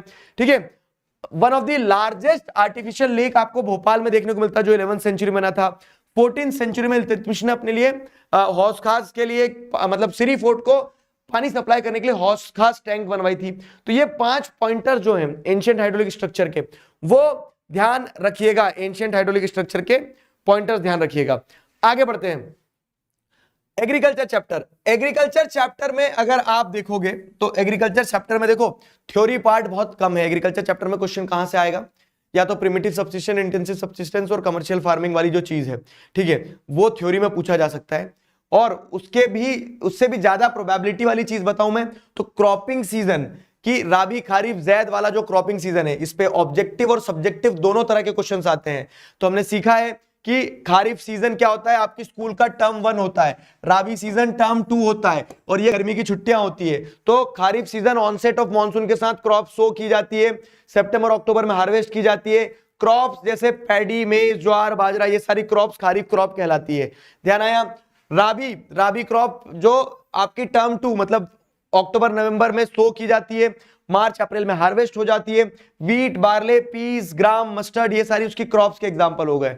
ठीक, तो वैसे ही जेड जो है तो शॉर्ट सीजन समर क्रॉप्स होती है, जैसे मस्क मिलन, वाटरमेलन, कुकुम्बर वगैरह। ये तो ये तीनों क्रॉपिंग सीजन ध्यान रखना है। अब बात करें किस चीज की, ठीक है, कि इस चैप्टर से, जैसे मैं आपको बता रहा हूं, इस चैप्टर से क्या है कि क्रॉप्स जो हैं, तो उन क्रॉप्स पे या तो बेवरेज क्रॉप या फिर वीट या राइस, इन क्रॉप पे थ्योरी क्वेश्चन बनेगा, नहीं तो ऑब्जेक्टिव क्वेश्चन ही बनता है, मोस्टली ऑब्जेक्टिव क्वेश्चन ही बनता है एग्रीकल्चर चैप्टर से। लेकिन सब्जेक्टिव क्वेश्चन के लिए जैसे वो बता दिया, प्रिमिटिव सब्सिस्टेंस, इंटेंसिव सब्सिस्टेंस, ये वाला टॉपिक है। और एक सबसे प्रबल दावेदार जो है, जो सबसे इंपॉर्टेंट डोमिनेंस रखता है अपनी थ्योरी क्वेश्चन बन के आने का, वो टॉपिक है टेक्नोलॉजिकल इंस्टीट्यूशनल रिफॉर्म। तो टेक्नोलॉजिकल इंस्टीट्यूशनल रिफॉर्म में आप क्या देखते हैं, इंडिपेंडेंस के बाद से कलेक्टिवाइजेशन वगैरह पे फोकस किया गया कि लैंड कंसोलिडेशन, लैंड होल्डिंग वगैरह पे, ठीक है। साथ ही साथ क्या है, जमींदारी सिस्टम को अबॉलिश किया गया। जमींदारी सिस्टम को अबॉलिश करने के बाद में क्या है, ग्रामीण bank of Bangladesh, cooperative societies वगैरह स्टैब्लिश की गई, ठीक। ग्रामीण बैंक ऑफ बांग्लादेश यहाँ नहीं आएगा, ठीक है, ग्रामीण बैंक स्टैब्लिश किए गए, कोऑपरेटिव सोसाइटीज स्टैब्लिश की गई ताकि क्रेडिट मिल सके। तो शुरुआती फेज में आपको क्या देखने को मिलता है कि लैंड रिफॉर्म्स लाए गए। 1960s-70s में ग्रीन रेवोल्यूशन लाके प्रोडक्शन बढ़ाने का भी प्रयास किया गया, ग्रीन रेवोल्यूशन लाके, व्हाइट रेवोल्यूशन लाके प्रोडक्शन बढ़ाने का प्रयास किया गया, लेकिन उससे सब जगह फायदा नहीं मिला। इसके लिए क्या है, फिर कॉम्प्रिहेंसिव लैंड डेवलपमेंट प्रोग्राम लाते हैं 1980s में, जिसमें ग्रामीण बैंक स्टैब्लिश किए गए, स्पेशल बुलेटिन्स वगैरह चलाई गई, ठीक है, मिनिमम सपोर्ट प्राइस जैसा अनाउंसमेंट दिया गया, पर्सनल एक्सीडेंट इंश्योरेंस स्कीम वगैरह चलाई गई। ये सारी चीजें की गई कब, ये सारी चीजें की गई 1980s के बाद कॉम्प्रिहेंसिव लैंड डेवलपमेंट प्रोग्राम में। तो 3 फेजेस में टेक्नोलॉजिकल और इंस्टीट्यूशनल रिफॉर्म्स लाने का प्रयास किया गया। क्लियर है? चलो आगे बढ़ते हैं। अगला सवाल है आपकी क्रॉप्स। तो क्रॉप्स का थंब रूल क्या है कि हर क्रॉप का कोई कल्टीवेशन सीजन होता है, कोई टेम्परेचर होता है, कोई एनुअल रेनफॉल होती है, हर क्रॉप किसी क्षेत्र में ग्रो होती है और हर क्रॉप का कोई एक्स फैक्टर है। तो ये जो एक्स फैक्टर वाली चीज है ये आपसे पूछी जा सकती है किसमें, शॉर्ट क्वेश्चन वाली चीज टाइप में, जैसे पल्सेस के बारे में बताओ, पल्सेस क्यों इंडिया में ज्यादा कंज्यूम होती है, ये सारी चीजें। लेकिन ऑब्जेक्टिव जो है तो वैसे बनेंगे जैसे स्टेटमेंट्स दे दिए, क्रॉप आइडेंटिफाई करो कौन सी क्रॉप है, विंटर में सो होती है, ठीक है, ब्राइट सनशाइन चाहिए रहती है, हार्वेस्ट के समय पे उसको क्या चाहिए रहता है, ब्राइट सनशाइन, और सोइंग के टाइम पीरियड पे कूल पीरियड चाहिए रहता है। तो इस तरीके से सवाल बनते हैं, ठीक है, इस तरीके से सवाल बनते हैं क्रॉप्स के ऊपर। ये क्रॉप्स का पूरा चार्ट जो है एक बार आपको नजर दौड़ाना है, मैंने पढ़ाते समय पूरा चार्ट आपको बहुत अच्छे से समझाया था। आगे बढ़ते हैं। आगे क्या है, नॉन फूड क्रॉप्स में भी वही केस रहेगा। नॉन फूड क्रॉप्स में क्या जाएगा, sugar cane, oil seed, tea, coffee, horticulture crop. Let's say for example, जैसे कभी कभी ऐसे क्वेश्चंस के लिए भी प्रिपेयर्ड रहना कि हॉर्टिकल्चर क्रॉप जो है इसको हम बहुत हल्के में लेके चल रहे हैं, लेकिन हॉर्टिकल्चर क्रॉप अगर पूछ लिया कि ऑरेंजेस कहाँ हैं, तो नागपुर के ऑरेंजेस हैं, ठीक है। वही पूछ लिया एप्रिकॉट और एप्पल्स कश्मीर के हैं। तो जो अलग अलग क्लासिफिकेशन दिया गया है, गुआवा ऑफ उत्तर प्रदेश, तो कौन सी फसल कहां मिल रही है, वो वाली चीज। क्लियर हुआ? आगे बढ़ते हैं। अगला सवाल क्या है, अगला पार्ट जो है, तो non food crops other than grains हो गई। अब food crops other than grains हो गई। अब नॉन फूड क्रॉप्स, तो जैसे रबर, कॉटन, जूट, तो रबर, कॉटन, जूट को भी उसी कंटेक्स्ट में हम समझेंगे कि इंडस्ट्रियल यूज किस क्रॉप का है, तो रबर का है। टेक्सटाइल किस क्रॉप से बन रही है, कॉटन से बन रही है। गोल्डन फाइबर किस क्रॉप को कहा जाता है, तो जूट को कहा जाता है। तो उस चार्ट की जो टेक्निक हमने अपनाई है, उस चार्ट की टेक्निक में सारी चीजें आपको मिल जाएंगी। अब आ जाओ मिनरल्स एंड एनर्जी रिसोर्सेज। सुनो मेरी बात, 5 नंबर का क्वेश्चन एक ज्योग्राफी से आएगा। अब ये जो 5 नंबर का क्वेश्चन ज्योग्राफी से आता है, ये या तो मिनरल्स से आएगा, या एग्रीकल्चर चैप्टर से आएगा, या फिर मैन्युफैक्चरिंग इंडस्ट्रीज से आएगा, क्योंकि दिस इज दी पैटर्न। तो अब एग्रीकल्चर चैप्टर में तो हमने देख लिया, जैसे या तो स्टार्टिंग में आएगा 5 नंबर का क्वेश्चन कि आप प्रिमिटिव सब्सिस्टेंस, इंटेंसिव सब्सिस्टेंस या कमर्शियल फार्मिंग बताओ, या फिर पीछे से टेक्नोलॉजिकल इंस्टीट्यूशनल रिफॉर्म पे आएगा, जिसपे हम बड़ा दाव लगा रहे हैं कि उससे आने की प्रोबेबिलिटी रहती है। अब मिनरल्स एंड एनर्जी से अगर बात करें, तो मिनरल्स एंड एनर्जी से बड़ा क्वेश्चन एक ही दिखता है कि what are the different mode of occurrence of minerals. Mode of occurrence of minerals क्या है, तो मोड ऑफ अकरेंस है मिनरल्स वेन्स और लोड्स के फॉर्म में पाए जाते हैं। मिनरल्स पाए जाते हैं बेड्स और लेयर्स के फॉर्म में। मिनरल्स पाए जाते हैं residual mass of weathered material के फॉर्म में, ठीक है, कि वेदरिंग के बाद में जो मटेरियल बच गया उस फॉर्म में आपको देखने को मिलेंगे। फिर प्लेसर डिपॉजिट के फॉर्म में मिनरल्स आपको देखने को मिल जाते हैं, जो वैली एरियाज में मिलेंगे, और मिनरल्स मिलते हैं ओशन में। तो ये 5 मोड ऑफ अकरेंस होती है मिनरल्स की। अब वेन्स एंड लोड्स के फॉर्म में आपको जिंक और लेड वगैरह मिल जाएंगे। बेड्स और लेयर्स के फॉर्म में आपको क्या मिल जाएंगे, कोल वगैरह मिल जाएगा, ठीक है, तो कोल और आयरन ओर मिल जाएगा। Residual mass of weathered material के फॉर्म में आपको क्या मिलेगा, residual mass of weathered material के फॉर्म में आपको मिलेगा बॉक्साइट। वैसे आप देखोगे प्लेसर डिपॉजिट के फॉर्म में आपको मिलेगा गोल्ड, सिल्वर, और ओशंस में आपको क्या देखने को मिल जाता है, ओशियंस में आपको देखने को मिलेगा कि आपका ये जो मटेरियल है जैसे सॉल्ट हो गया, ब्रोमाइन हो गया, ये ओशियंस में आएगा। ठीक है, आगे बढ़ते हैं। अगला सवाल, minerals are indispensable part of our life, justify the statement with suitable example. Suitable example से आप बताओ कि मिनरल्स हमारी लाइफ का इंडिस्पेंसिबल पार्ट है। तो मिनरल्स एंड एनर्जी रिसोर्सेज वाले चैप्टर से बहुत डाइवर्स क्वेश्चन नहीं आएगा, सिंपल है। मोड ऑफ अकरेंस पूछेंगे, या फिर यह मिनरल का कंजर्वेशन कैसे किया जा सकता है, या फिर मिनरल्स हमारी लाइफ में क्यों जरूरी है। क्योंकि जैसा मैंने आपको बताया था कि हमारी लाइफ पूरी मिनरल्स के अराउंड रिवॉल्व होती है। हमारी बॉडी जो है it is composed of various minerals. तो this can be understood through the following examples. तो आप एग्जांपल के थ्रू समझाते हैं, जैसे कि एक पिन से लगा के एक शिप तक सब कुछ मिनरल्स से बना है। ठीक है, मिनरल्स हमारी सारी इंडस्ट्री का एक बेसिस बनता है, हमारे फूड में मिनरल्स होता है, तो इसलिए मिनरल्स हमारी लाइफ का इंडिस्पेंसिबल पार्ट है। ठीक, तो मोड ऑफ अकरेंस वाला प्रोमिनेंट टॉपिक है।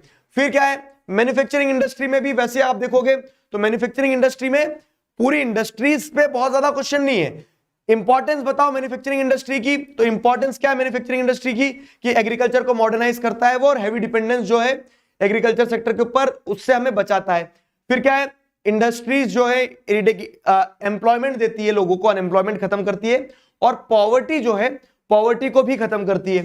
साथ ही साथ क्या है, इंडस्ट्रीज से आप प्रोडक्ट बना के बेचोगे तो आपको फॉरेन एक्सचेंज आएगा, और इंडस्ट्रीज में क्या होता है कि कंट्री में वैल्यू एडिशन होता है, तो कंट्री में प्रॉस्पेरिटी आएगी कि आप इंडस्ट्रीज है तभी टमाटर से केचप बना पाओगे। तो अब जब टमाटर की जगह आप केचप बना के बेचोगे तो 2 पैसा ज्यादा कमाओगे ना। तो इंडस्ट्रीज क्या करती है, प्रॉस्पेरिटी ऐड करती है कंट्री में। Got it. चलो, agriculture and industry are complementary to each other. एक और छोटा टॉपिक जो 2 नंबर 3 नंबर में बनता है कि how agriculture and industry moves hand in hand. तो एग्रीकल्चर क्या करता है, इंडस्ट्री को रॉ मटेरियल देता है, और इंडस्ट्रीज एग्रीकल्चर को क्या देती है, मशीनरी वगैरह देती है। तो इसके तहत आपको क्या देखने को मिलता है कि बोथ आर कॉम्प्लीमेंट्री। सवाल अलग अलग तरीके से पूछा जाएगा कि कैसे एग्रीकल्चर और इंडस्ट्री एक दूसरे को सपोर्ट करते हैं, कैसे दोनों एक दूसरे के साथ कॉम्प्लीमेंट्री है। फाइन, तो वो चीज ध्यान रखिएगा। तो एग्रो इंडस्ट्री जो है वो एग्रीकल्चर सेक्टर को बूस्ट देती है, इंडस्ट्रीज जो है वो रॉ मटेरियल देती है। किसको, इंडस्ट्रीज रॉ मटेरियल देती है, सॉरी एग्रीकल्चर सेक्टर जो है तो वो इंडस्ट्रीज को रॉ मटेरियल देता है, इंडस्ट्रीज उन्हें मशीनरी देती है बदले में। ठीक है, तो industries sell the product such as irrigation pumps, fertilisers वगैरह, ये सारी चीजें। Fine, industries have made the production process of agriculture very efficient. Agriculture provides a huge market and consumer base for the industrial product. तो ये वाली कहानी आपकी agriculture और इंडस्ट्री की हो गई। Got it. Explain the ways through which the industrial pollution of fresh water can be reduced. ठीक है, वो तरीके बताओ जिससे आप industrial pollution of waste water जो है, ऑफ द फ्रेश वाटर जो है उसको रिड्यूस कर सकते हो। तो अब इस चैप्टर में अगर आप देखेंगे मैन्युफैक्चरिंग इंडस्ट्रीज में क्या है, मैन्युफैक्चरिंग इंडस्ट्रीज में या तो आपसे क्या पूछा जा रहा है, मैन्युफैक्चरिंग इंडस्ट्री में या तो आपसे स्टार्टिंग का पार्ट मैन्युफैक्चरिंग इंडस्ट्री की इंपॉर्टेंस वगैरह पूछी जाएगी, या फिर सब्जेक्टिव क्वेश्चन में लास्ट का पार्ट कि इन्वायरमेंटल डिग्रेडेशन कैसे हो रहा है, तो air pollution, water pollution, noise pollution, ये सारे पोल्यूशंस, और उसको कंजर्व कैसे कर सकते हो वो। तो अब जैसे एक सवाल आ गया, industrial pollution of fresh water can be reduced how, तो आप बताएंगे कि वाटर पोल्यूशन को अगर आपको रिड्यूस करना है तो आपको क्या करना होगा, रिसाइकल करना होगा, रीयूज करना होगा। ठीक है, इंडस्ट्रियल इन्फ्लुएंस को प्रॉपर्ली ट्रीट करना होगा डिस्चार्ज करने से पहले। ये एक एग्जांपल दे रहा हूं मैं आपको कि इस तरह से पोल्यूशन वाला जो क्वेश्चन है, पोल्यूशन वाला जो टॉपिक है, उस इंडस्ट्रियल पोल्यूशन वाले टॉपिक में एयर पोल्यूशन, नॉइज पोल्यूशन हो गया, उसके बाद में थर्मल पोल्यूशन हो गया, तो सारे पोल्यूशन और उनको चेक करने के जो तरीके बताए गए हैं वो लास्ट वाला थ्योरी पार्ट से इंपॉर्टेंट हो जाता है। Fine, ethnic composition of Sri Lanka.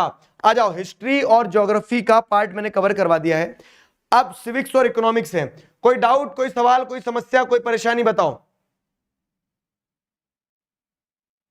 हाँ जी, कोई क्वेश्चन बताइए। कॉन्फिडेंट हो? मार्शल लॉ क्या है? मार्शल लॉ जब जलियांवाला बाग इंसिडेंट हुआ था उससे पहले एक तरह से कर्फ्यू लगाया गया था कि people were not allowed to gather, वो था मार्शल लॉ।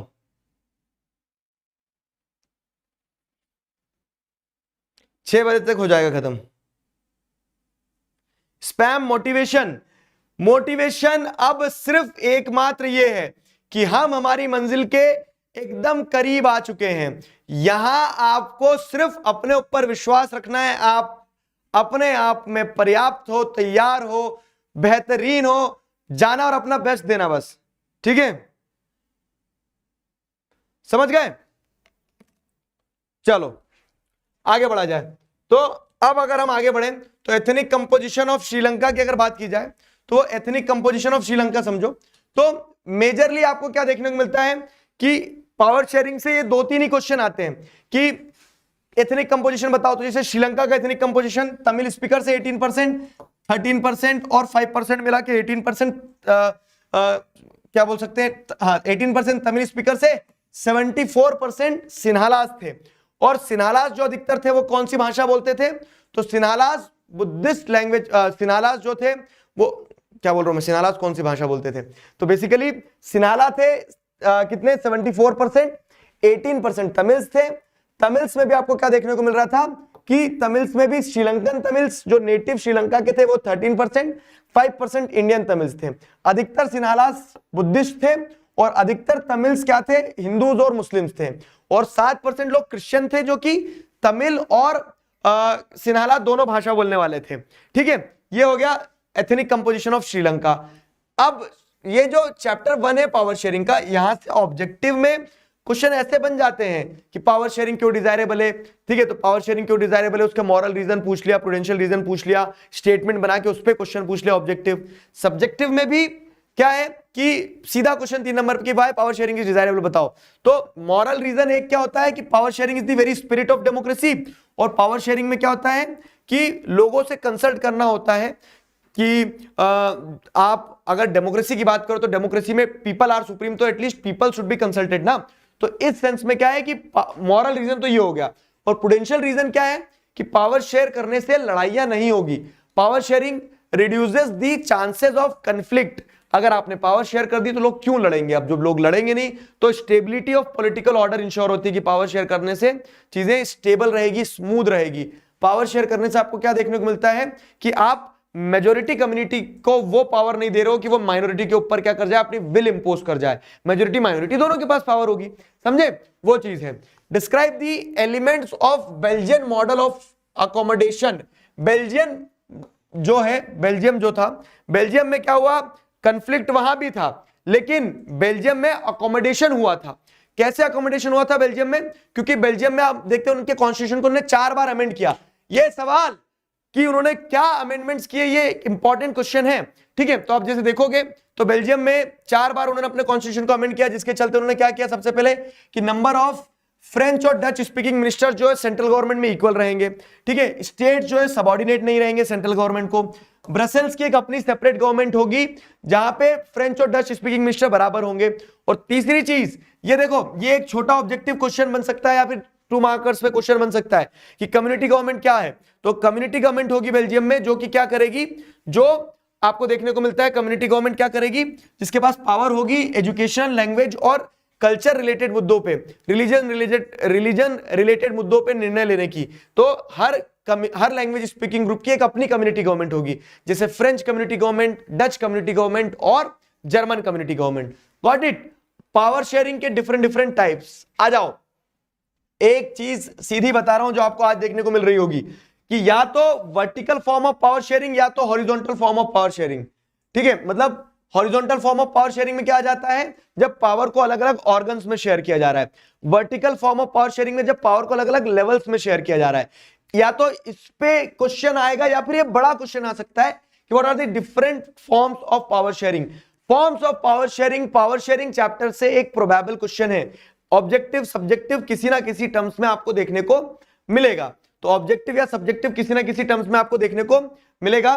तो यहां आपको क्या देखने को मिल रहा है, ऊपर के दो पॉइंट्स है ना, इस पे ज्यादा फोकस करना कि डिफरेंट ऑर्गन्स के बीच में पावर शेयर हो रहा है, इससे चेक्स एंड बैलेंस बनता है, ये horizontal form of power sharing है, ठीक है। डिफरेंट लेवल्स के बीच में पावर शेयर हो रहा है, इससे फेडरलिज्म होता है, ये vertical form of power sharing है। और 2 और फॉर्म ऑफ पावर शेयरिंग क्या है कि जब डिफरेंट ग्रुप्स में, सोशल ग्रुप्स में, जैसे सोशल ग्रुप्स में कैसे पावर शेयर होती है, तो आप शेड्यूल कास्ट, शेड्यूल ट्राइब को रिजर्वेशन दे रहे हो, कम्युनिटी गवर्नमेंट उसका एक एग्जांपल है, ठीक है। तो सोशल ग्रुप्स में पावर शेयर होती है और पावर शेयर होती है डिफरेंट पॉलिटिकल पार्टीज में, प्रेशर ग्रुप्स में, जैसे कोलिजन गवर्नमेंट बनाना एक पॉलिटिकल पार्टीज के बीच में पावर शेयर करने का एग्जांपल है।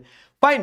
फेडरलिज्म, अगेन सुनो मेरी बात, features of federalism is one of the most important area. Features of federalism आपको पता होना चाहिए, सातों के सातों फीचर, एटलीस्ट 5 तो पता हो। तो क्या है? 2 और more than 2 tiers of government हो, different tiers of government are governing the same citizen, लेकिन उनका एरिया ऑफ जुरिस्डिक्शन अलग अलग होना चाहिए, और वो एरिया ऑफ जुरिस्डिक्शन जो है, पावर जो है, वो कॉन्स्टिट्यूशनली गारंटीड होना चाहिए। ये पावर फंडामेंटली गारंटीड है, तो इन फंडामेंटल प्रोविजंस को एक तरफ से कोई बदल ना सके। अगर बदलना है तो 2 लेवल ऑफ गवर्नमेंट का अप्रूवल चाहिए रहे, ठीक है।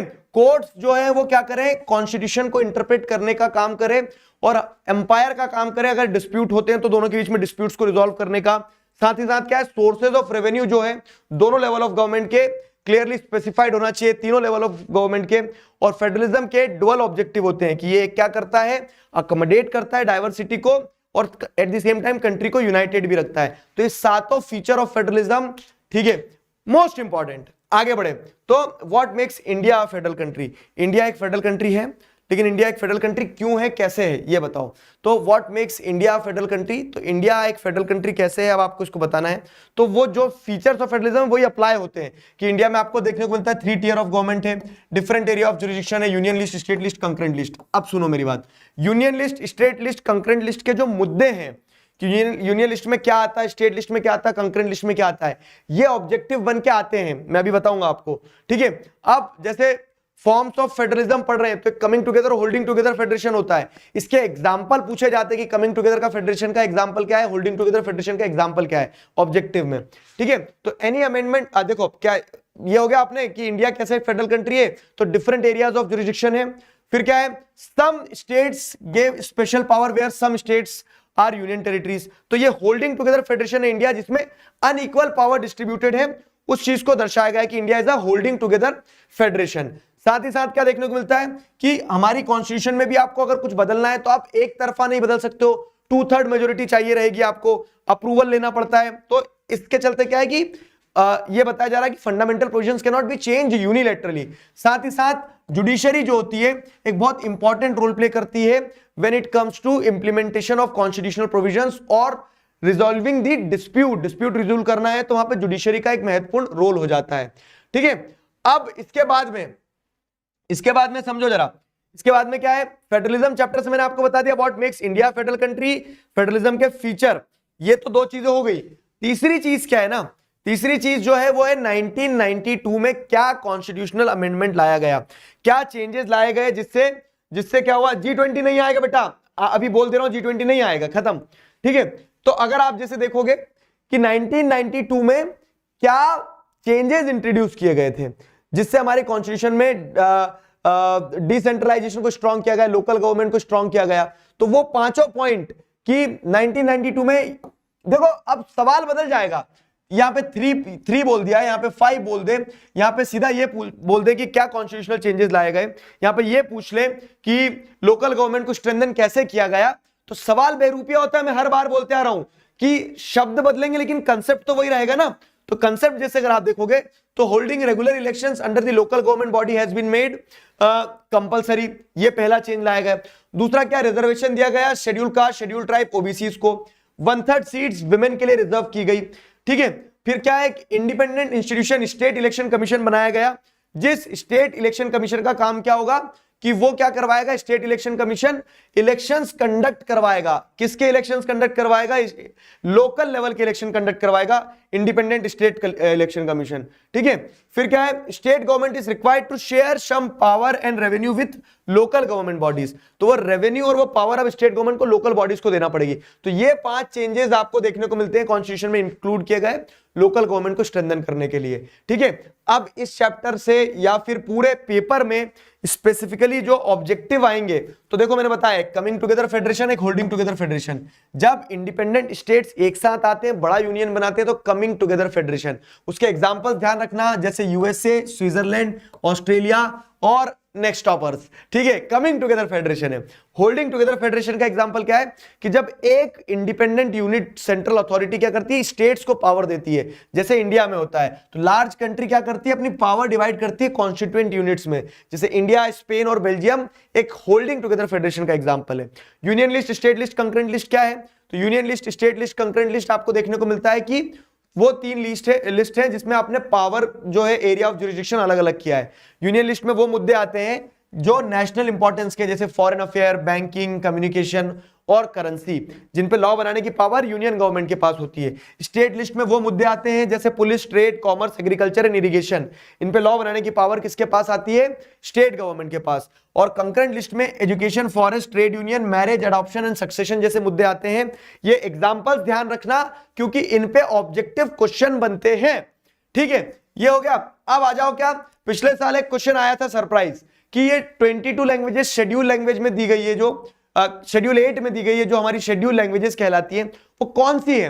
अब उसमें 2 एमसीक्यू आए थे और बच्चों से कंफ्यूजन के कारण वो छूटे थे, वो तो छोड़ना नहीं है। ठीक है, तो जैसे आप देखोगे असमीज, बंगाली, बोडो, डोगरी, गुजराती, हिंदी, कन्नड़, कश्मीरी, कोंकणी, मैथिली, मलयालम, मणिपुरी, मराठी, नेपाली। नेपाली भी एक शेड्यूल लैंग्वेज है। ठीक है, ओडिया, पंजाबी, संस्कृत, सांथाली, सिंधी, तमिल, तेलुगु, उर्दू, तो ये हमारी शेड्यूल लैंग्वेजेस हैं। ठीक है, तो ये हमारी शेड्यूल लैंग्वेजेस हैं जो आपको ध्यान रखना है। Got it? चलो आगे बढ़े। तो अब चैप्टर 3 जो है आपका, कौन सा वाला चैप्टर 3? चैप्टर 3 आपका gender, religion and caste. Gut feeling के बेसिस पे एक चीज बता रहा हूं, विमेन के पॉलिटिकल रिप्रेजेंटेशन के ऊपर कुछ ना कुछ क्वेश्चन आएगा। तो विमेन का पॉलिटिकल रिप्रेजेंटेशन जरूरी है। क्यों? क्योंकि विमेन का पॉलिटिकल रिप्रेजेंटेशन होगा, उससे विमेन अपने लिए क्या कर पाएगी? स्टैंड ले पाएंगी। लेकिन अभी वो विमेन का पॉलिटिकल रिप्रेजेंटेशन उतना अच्छा नहीं है। क्यों? क्योंकि फॉर द फर्स्ट टाइम 2019 में 14% विमेन, अप्रॉक्स 14% विमेन पहली बार पार्लियामेंट में आई। नहीं तो उसके पहले तक तो उससे भी नीचे रहता था। स्टेट लेजिस्लेटिव असेंबलीज में वो परसेंटेज और कम है। तो रिजर्वेशन की डिमांड की गई है और वो रिजर्वेशन रिसेंटली ग्रांट हुआ है। अब क्योंकि ये रिजर्वेशन रिसेंटली ग्रांट हुआ है, ठीक है, तो एक्सपेक्टिंग कि विमेन पॉलिटिकल रिप्रेजेंटेशन जैसी चीज पे क्वेश्चन बन सकता है। ठीक है, ये विमेन का पॉलिटिकल रिप्रेजेंटेशन वाला ये ग्राफ वगैरह ये ध्यान रख लेना। फाइन, जिसमें बताया गया है कि इंडिया में विमेन का पॉलिटिकल रिप्रेजेंटेशन बहुत कम है वर्ल्ड के एवरेज से। वर्ल्ड में 24% महिलाएं एटलीस्ट इलेक्टेड रिप्रेजेंटेटिव्स होती, लेकिन इंडिया में नहीं है। अब उसके बाद में इस चैप्टर में जो टर्म्स हैं, जैसे क्या है, कम्युनलिस्ट कौन होता है? एक वो व्यक्ति जो एक धर्म के डोमिनेंस में विश्वास रखता है। फेमिनिस्ट कौन होता है? जो मेन और विमेन के इक्वल वोटिंग राइट में विश्वास रखता है। सेक्युलरिस्ट कौन होता है? जो सारे धर्म को समान रूप से देखता है। कास्टिस्ट कौन होता है? जो कास्ट के आधार पर समाज बनाने की बात करता है। एक पेट्रियार्कल पर्सन कौन होता है? जो पुरुष प्रधान समाज की बात करता है। इस चैप्टर में ये छोटे छोटे एक एक वर्ड और एक एक वर्ड की एक एक कहानी वाली चीजें ज्यादा हैं, जिनके ऑब्जेक्टिव या शॉर्ट आंसर क्वेश्चन में बन के आने की प्रोबेबिलिटी बनती है। ठीक है, ये हो गया। अब क्या है, अब विमेन वाले पार्ट पे जैसे अगर हम देखें तो विमेन पे क्वेश्चन बनता है कि विमेन वेरियस पार्ट्स पे क्या डिस्क्रिमिनेशन फेस करती है। तो आप देखेंगे तो विमेन क्या डिस्क्रिमिनेशन फेस करती है। तो विमेन सबसे पहले तो आप देखते हैं कि बॉयज एजुकेशन पे लोग प्रेफर करते हैं कि फैमिलीज जो है वो अपने मेल चाइल्ड को पढ़ाना प्रेफर करती है। तो विमेन लिटरेसी वाले पार्ट पे डिस्क्रिमिनेशन फेस कर रही है। तो सिंपल है कि विमेन कहां डिसएडवांटेज, डिस्क्रिमिनेशन और ऑपरेशन फेस करती है। तो एजुकेशन में, एजुकेशन के बाद में आपको क्या देखने को मिलता है? वेजेस में, कि हाईली पेड जॉब्स में महिलाओं का, जॉब्स में जैसे आप देखोगे तो कह सकते हैं सीनियर पोजीशन पे महिलाएं कम है। फिर हमारे यहाँ इक्वल रेम्यूनरेशन एक्ट है। इक्वल रेम्यूनरेशन एक्ट मतलब कि सबको इक्वल सैलरी मिलना चाहिए, लेकिन सेम काम के लिए महिलाओं को सैलरी कम दी जाती है। तो वेजेस में डिस्क्रिमिनेशन, जॉब्स में डिस्क्रिमिनेशन, लिटरेसी में डिस्क्रिमिनेशन। ठीक है, साथ ही साथ क्या है, सेक्स रेशियो में अगर आप देखेंगे तो parents prefer to have male child when compared with female child. ठीक है, तो क्या देखने को मिलता है कि females are aborted.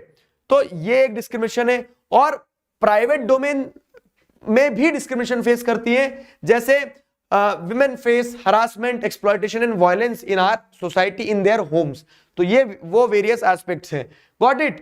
What is the idea behind the communal politics? Communal politics यानी कि कम्युनलिज्म। कम्युनलिज्म का आइडिया पे क्वेश्चन बनता है। तो कम्युनलिज्म क्या होता है मेरे दोस्त? कम्युनलिज्म मतलब एक ऐसा बिलीफ जहां पे आप रिलीजन को सोसाइटी का बेसिस मानते हो और रिलीजन के आधार पर क्या करते हो? डिस्क्रिमिनेशन करते हो लोगों के साथ। आप ये बोलते हो कि एक धर्म के लोगों का एक देश होना चाहिए, दूसरे धर्म के लोग कहां जाएंगे फिर? ठीक है, तो जब आप ऐसा मानते हो कि एक धर्म के लोगों का एक देश होना चाहिए, एक कम्युनिटी होना चाहिए, ठीक है, और इस आइडियोलॉजी को जब सरकार सपोर्ट करती है ना, तो वो कम्युनलिज्म कहलाता है। ठीक है, लेकिन ये कम्युनिज्म का आइडिया अपने आप में फंडामेंटली फ्लॉड है। क्यों? क्योंकि people belonging to the same religion में हैव डिफरेंट ओपिनियंस। ठीक, in an extreme case communalism जो है तो वो कम्युनल पॉलिटिक्स इस हद तक बढ़ जाती है कि लोगों को इक्वली ट्रीट नहीं किया जाएगा, दंगे हो जाएंगे, स्टीरियोटाइप्स बनाए जाएंगे। तो communalism can take various forms, ये वो वाला पार्ट आगे एक्सटेंड होता है इसमें, लेकिन कम्युनलिज्म एक इंपॉर्टेंट टॉपिक है, ध्यान रखना है। कम्युनलिज्म तुमसे बनेगा भी, और क्योंकि अच्छे से समझाया। कम्युनलिज्म के बाद में सेक्युलरिज्म, या तो सेक्युलरिज्म पे ऑब्जेक्टिव क्वेश्चन आएगा या तो सेक्युलरिज्म पे सब्जेक्टिव क्वेश्चन आएगा, लेकिन सेक्युलरिज्म पे क्वेश्चन आएगा। क्यों? क्योंकि सेक्युलरिज्म एक ऐसी चीज है ना जो आपको क्या देखने को मिलता है कि हर साल रिपीट होती है। सेक्युलरिज्म है क्या? जहां आप सारे रिलीजन्स को इक्वली ट्रीट कर रहे हो, that is known as secularism. तो सेक्युलरिज्म ध्यान रखना। What makes India secular country? तो हम क्या करते हैं कि इंडिया में हमारा कोई ऑफिशियल रिलीजन नहीं है, जैसा पाकिस्तान में इस्लाम है, जैसा क्रिश्चियनिटी है इंग्लैंड में, लेकिन हमारा कोई ऑफिशियल रिलीजन नहीं है। ठीक है, कॉन्स्टिट्यूशन जो है क्या करता है, हर इंडिविजुअल को अपॉर्चुनिटी देता है कि वो हर इंडिविजुअल क्या कर सके, हर इंडिविजुअल फ्री है to follow any religion, not to follow any religion, जैसा आपको लगे। कॉन्स्टिट्यूशन इंडिया को सेकुलर ऐसे बनाता है कि हम रिलीजियस मैटर में इंटरवीन नहीं करते, लेकिन जब लॉ एंड ऑर्डर की बात आएगी, ठीक है, इक्वालिटी की बात आएगी, तो कॉन्स्टिट्यूशन अलाउ भी करता है कि गवर्नमेंट इंटरवीन करे। तो this makes India secular country. Secularism और what makes India secular country वाला टॉपिक क्लियर है। चलो आगे बढ़ते हैं। 3 factors that are responsible for breaking down of caste system. Caste system धीरे धीरे कम होता चला गया। क्यों कम होता चला गया कास्ट सिस्टम? क्योंकि हमें देखने को मिलता है कि पॉलिटिकल लीडर्स और सोशल रिफॉर्मर्स ने कास्ट सिस्टम के रिडक्शन पे एक बहुत इंपॉर्टेंट कदम उठाया, जैसे ज्योतिबा फुले, ठीक है, BR अंबेडकर, महात्मा गांधी, इन्होंने आवाज उठाई कि कास्ट सिस्टम, कास्ट डिस्क्रिमिनेशन गलत है। दूसरा क्या है? सोशियो इकोनॉमिक डेवलपमेंट जो हुआ है, ठीक है। तो अब देखो क्या है, ये बड़ा एरिया हो गया। सवाल ऐसा भी बन सकता है कि how educational and economic development led to the breaking down of caste system. तो अपने आप में एक टॉपिक जो है, एक टॉपिक से भी क्वेश्चन बन के आ सकता है कि एक टॉपिक से आप बताओ कि कैसे कास्ट सिस्टम ब्रेक डाउन हो रहा है। तो एक टॉपिक से आप बताओगे कैसे कास्ट सिस्टम ब्रेक डाउन हो रहा है इकोनॉमिक डेवलपमेंट के कारण, तो आप बताएंगे कि जैसे जैसे अर्बनाइजेशन होगा, ग्रोथ ऑफ लिटरेसी होगी, एजुकेशन होगा, ऑक्यूपेशनल मोबिलिटी होगी, कि लोग अपना काम छोड़ के दूसरे काम करना शुरू करेंगे, वो काम नहीं करेंगे जो उनके पूर्वज करते चले आ रहे थे, तो इससे caste system automatically break down होगा। जो लोग कास्ट सिस्टम को ज्यादा फॉलो करते थे जैसे जमींदार वगैरह, तो अब क्या होगा कि वो कास्ट सिस्टम को वो प्रैक्टिस करना कम कर देंगे। 1 मिनट दो बस, ठीक है, ठीक है। तो ये चीज हुई। अब आ जाओ, तो the constitution of India prohibited any caste based discrimination. तो तीसरी चीज जिसके चलते कास्ट बेस्ड डिस्क्रिमिनेशन खत्म हो रहा है, कास्ट सिस्टम खत्म हो रहा है, कि हमने अब हमारे कॉन्स्टिट्यूशन में जब ये लिख दिया है कि कास्ट बेस्ड डिस्क्रिमिनेशन होना ही नहीं चाहिए, तो फिर क्यों होगा? ठीक है, तो सोशल रिफॉर्मर्स एक पॉइंट, ठीक है, इकोनॉमिक डेवलपमेंट और कह सकते हो सोशल डेवलपमेंट दूसरा पॉइंट, और तीसरा पॉइंट कि कॉन्स्टिट्यूशनल प्रोविजंस आ गए जिसके चलते कास्ट सिस्टम को क्या करा जाएगा, जिसके चलते कास्ट सिस्टम को खत्म कर दिया जाएगा। ठीक है, क्लियर हुआ? आज आगे बढ़ते हैं। How caste can take several form in politics. तो कास्ट इन पॉलिटिक्स की बात की जा रही है। Caste in politics, politics in caste, ये टॉपिक भी है, लेकिन अगर आप जैसे देखेंगे तो सिविक्स में 5 नंबर का बड़ा क्वेश्चन की जो प्रोबेबिलिटी होती है वो आखिरी चैप्टर से है, आउटकम्स ऑफ डेमोक्रेसी से। ये जो चैप्टर, इनसे छोटे क्वेश्चन 2 नंबर 3 नंबर वाले क्वेश्चन आते हैं, तो उसमें ऐसे क्वेश्चन जैसे कास्ट कैसे इंपॉर्टेंट रोल प्ले करता है पॉलिटिक्स में। तो while choosing candidates for election, political parties consider caste composition. तो how caste plays an important role in politics? तो caste composition देखा जाता है किसी भी कॉन्स्टिट्यूएंसी का टिकट देने से पहले।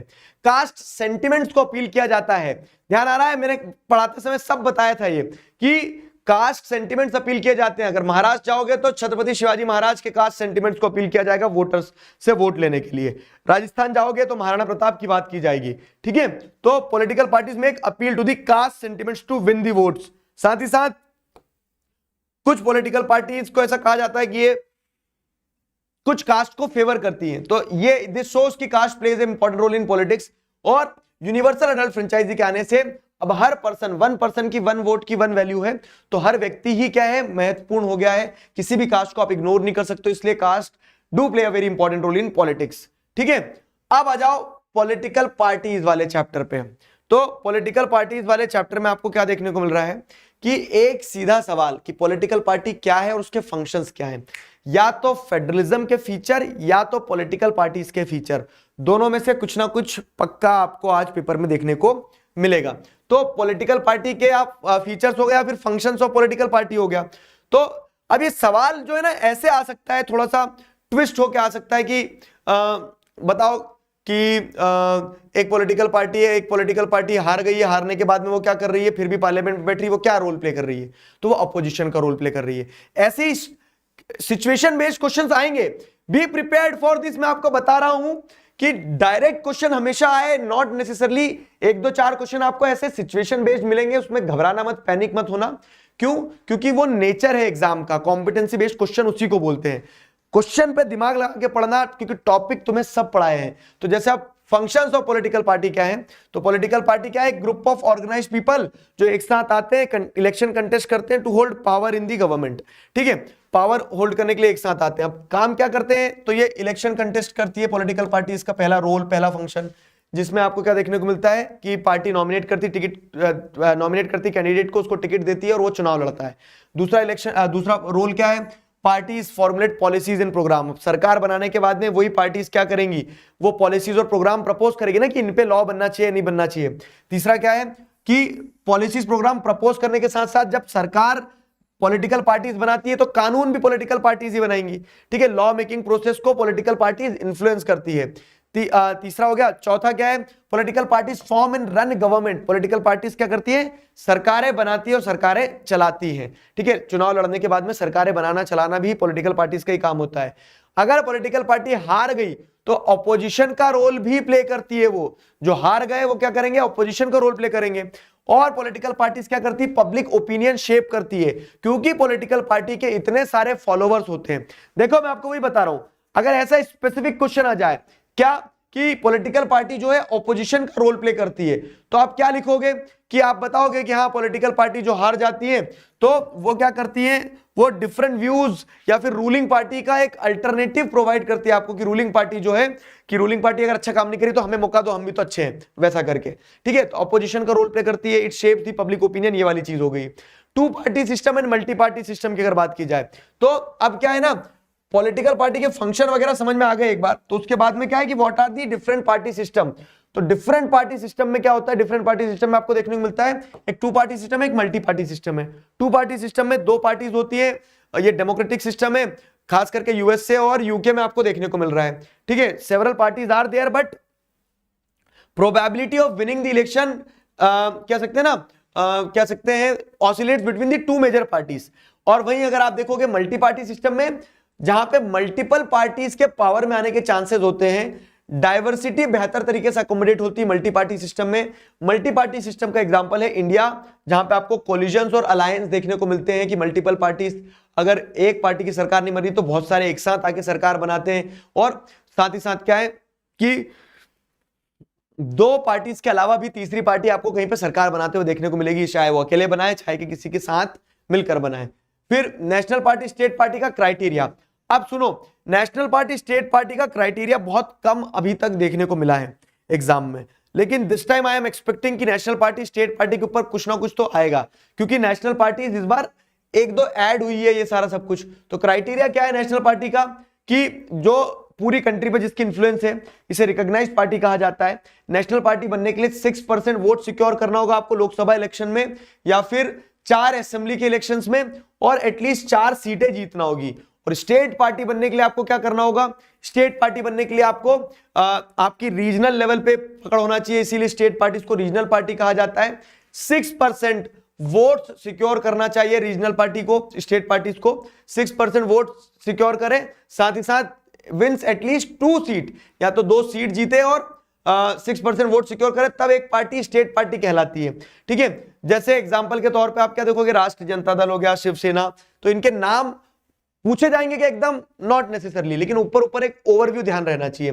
ठीक है, बीजेपी कांग्रेस, तो ये बीजेपी कांग्रेस बहुजन समाज पार्टी तो अब खत्म हो गया ना, बहुजन समाज पार्टी तो अब स्टेट पार्टी बन गई है, नेशनल पार्टी नहीं रही है।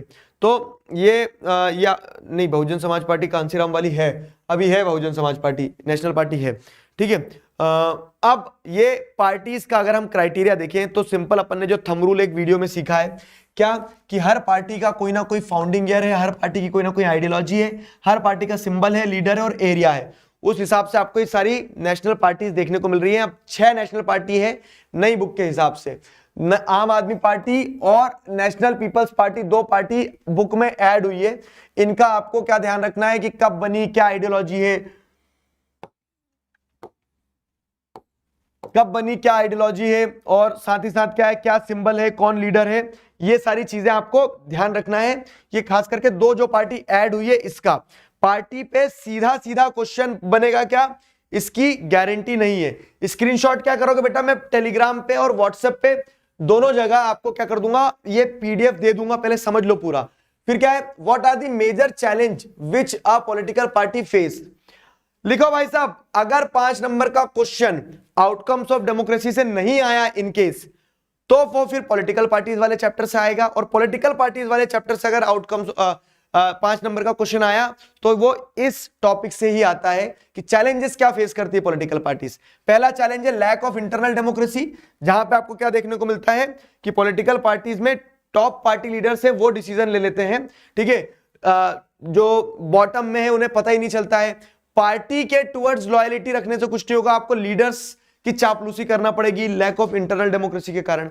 दूसरा है डायनेस्टिक सक्सेशन, जहां पे पानी पी लूं एक बार थोड़ा सा, ठीक है। डायनेस्टिक सक्सेशन में क्या होता है, डायनेस्टिक सक्सेशन में होता है कि एक ही फैमिली या फिर एक ही परिवार के लोग पार्टी की टॉप पोजीशन पे बैठे रहते हैं, जिससे इनकैपेबल लोग लीडर बनते चले जाते हैं और कैपेबल लोग कभी लीडर नहीं बन पाते हैं। तीसरा चैलेंज है मनी एंड मसल पावर का इन्फ्लुएंस।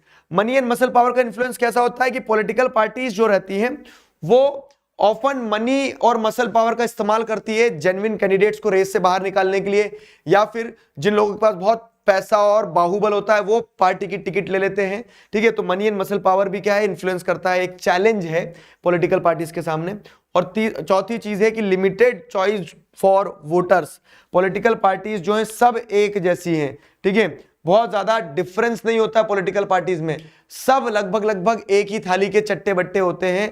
जहां पे आपको क्या देखने को मिलता है कि कोई एक पार्टी जो है तो वो क्या कर रही है, अगर आपको एक इकोनॉमिक पॉलिसी बता रही है तो दूसरी पार्टी भी वैसी ही इकोनॉमिक पॉलिसी बताएगी, ठीक है। पानी पियो सब तुम भी 1 मिनट के लिए, चलो।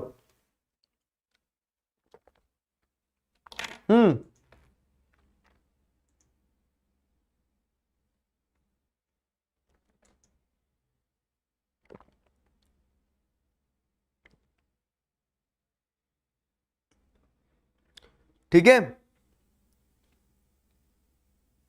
चिकारा भाई बहुत याद आएगी, सब बाद में करना, अभी तुम्हारा फोकस सिर्फ ये होना चाहिए, अर्जुन का लक्ष्य मछली की आंख, ठीक है। तो अभी आपको पेपर बहुत अच्छा दे के आना है, बॉटल नेक्स्ट टॉपर्स की चाहिए तुम्हें, दे देंगे, ठीक है। पेपर बहुत अच्छा दे के आओ, टॉप करो तो मैं खुद आऊंगा तुम्हारे घर गिफ्ट हैम्पर लेके, जिसमें नेक्स्ट टॉपर की बॉटल रहेगी, खुश। चलो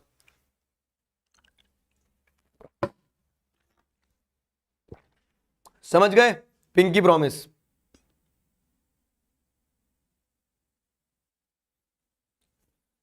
एलिनिएशन ऑफ तमिल, उसका कारण बड़ा सिंपल था ना, कि जब सिन्हालाज ने तमिल्स के साथ डिस्क्रिमिनेशन किया तो तमिल्स फेल्ट एलिनिएटेड। आ जाओ, अब देखो ये तो चैलेंजेस थे, समस्या थी, समस्या पे नहीं समाधान पे फोकस करते हुए पॉलिटिकल पार्टीज को रिफॉर्म करने के लिए क्या स्टेप्स आज तक लिए गए हैं। तो आप देखेंगे पॉलिटिकल पार्टीज को रिफॉर्म करने के लिए एंटी डिफेक्शन लॉ लाया गया, जिसके चलते अब आप पार्टी एमपीज और एमएलए अगर पार्टी बदल रहे तो बदल लो आप, लेकिन आपकी सीट खोदोगे। दूसरा क्या है, सुप्रीम कोर्ट ने एक लॉ पास करा कि कैंडिडेट्स को उनकी प्रॉपर्टी और क्रिमिनल केसेस अगर उनके अगेंस्ट में कोई पेंडिंग है तो वो बताना होगा। तो what describe the efforts to reform political parties.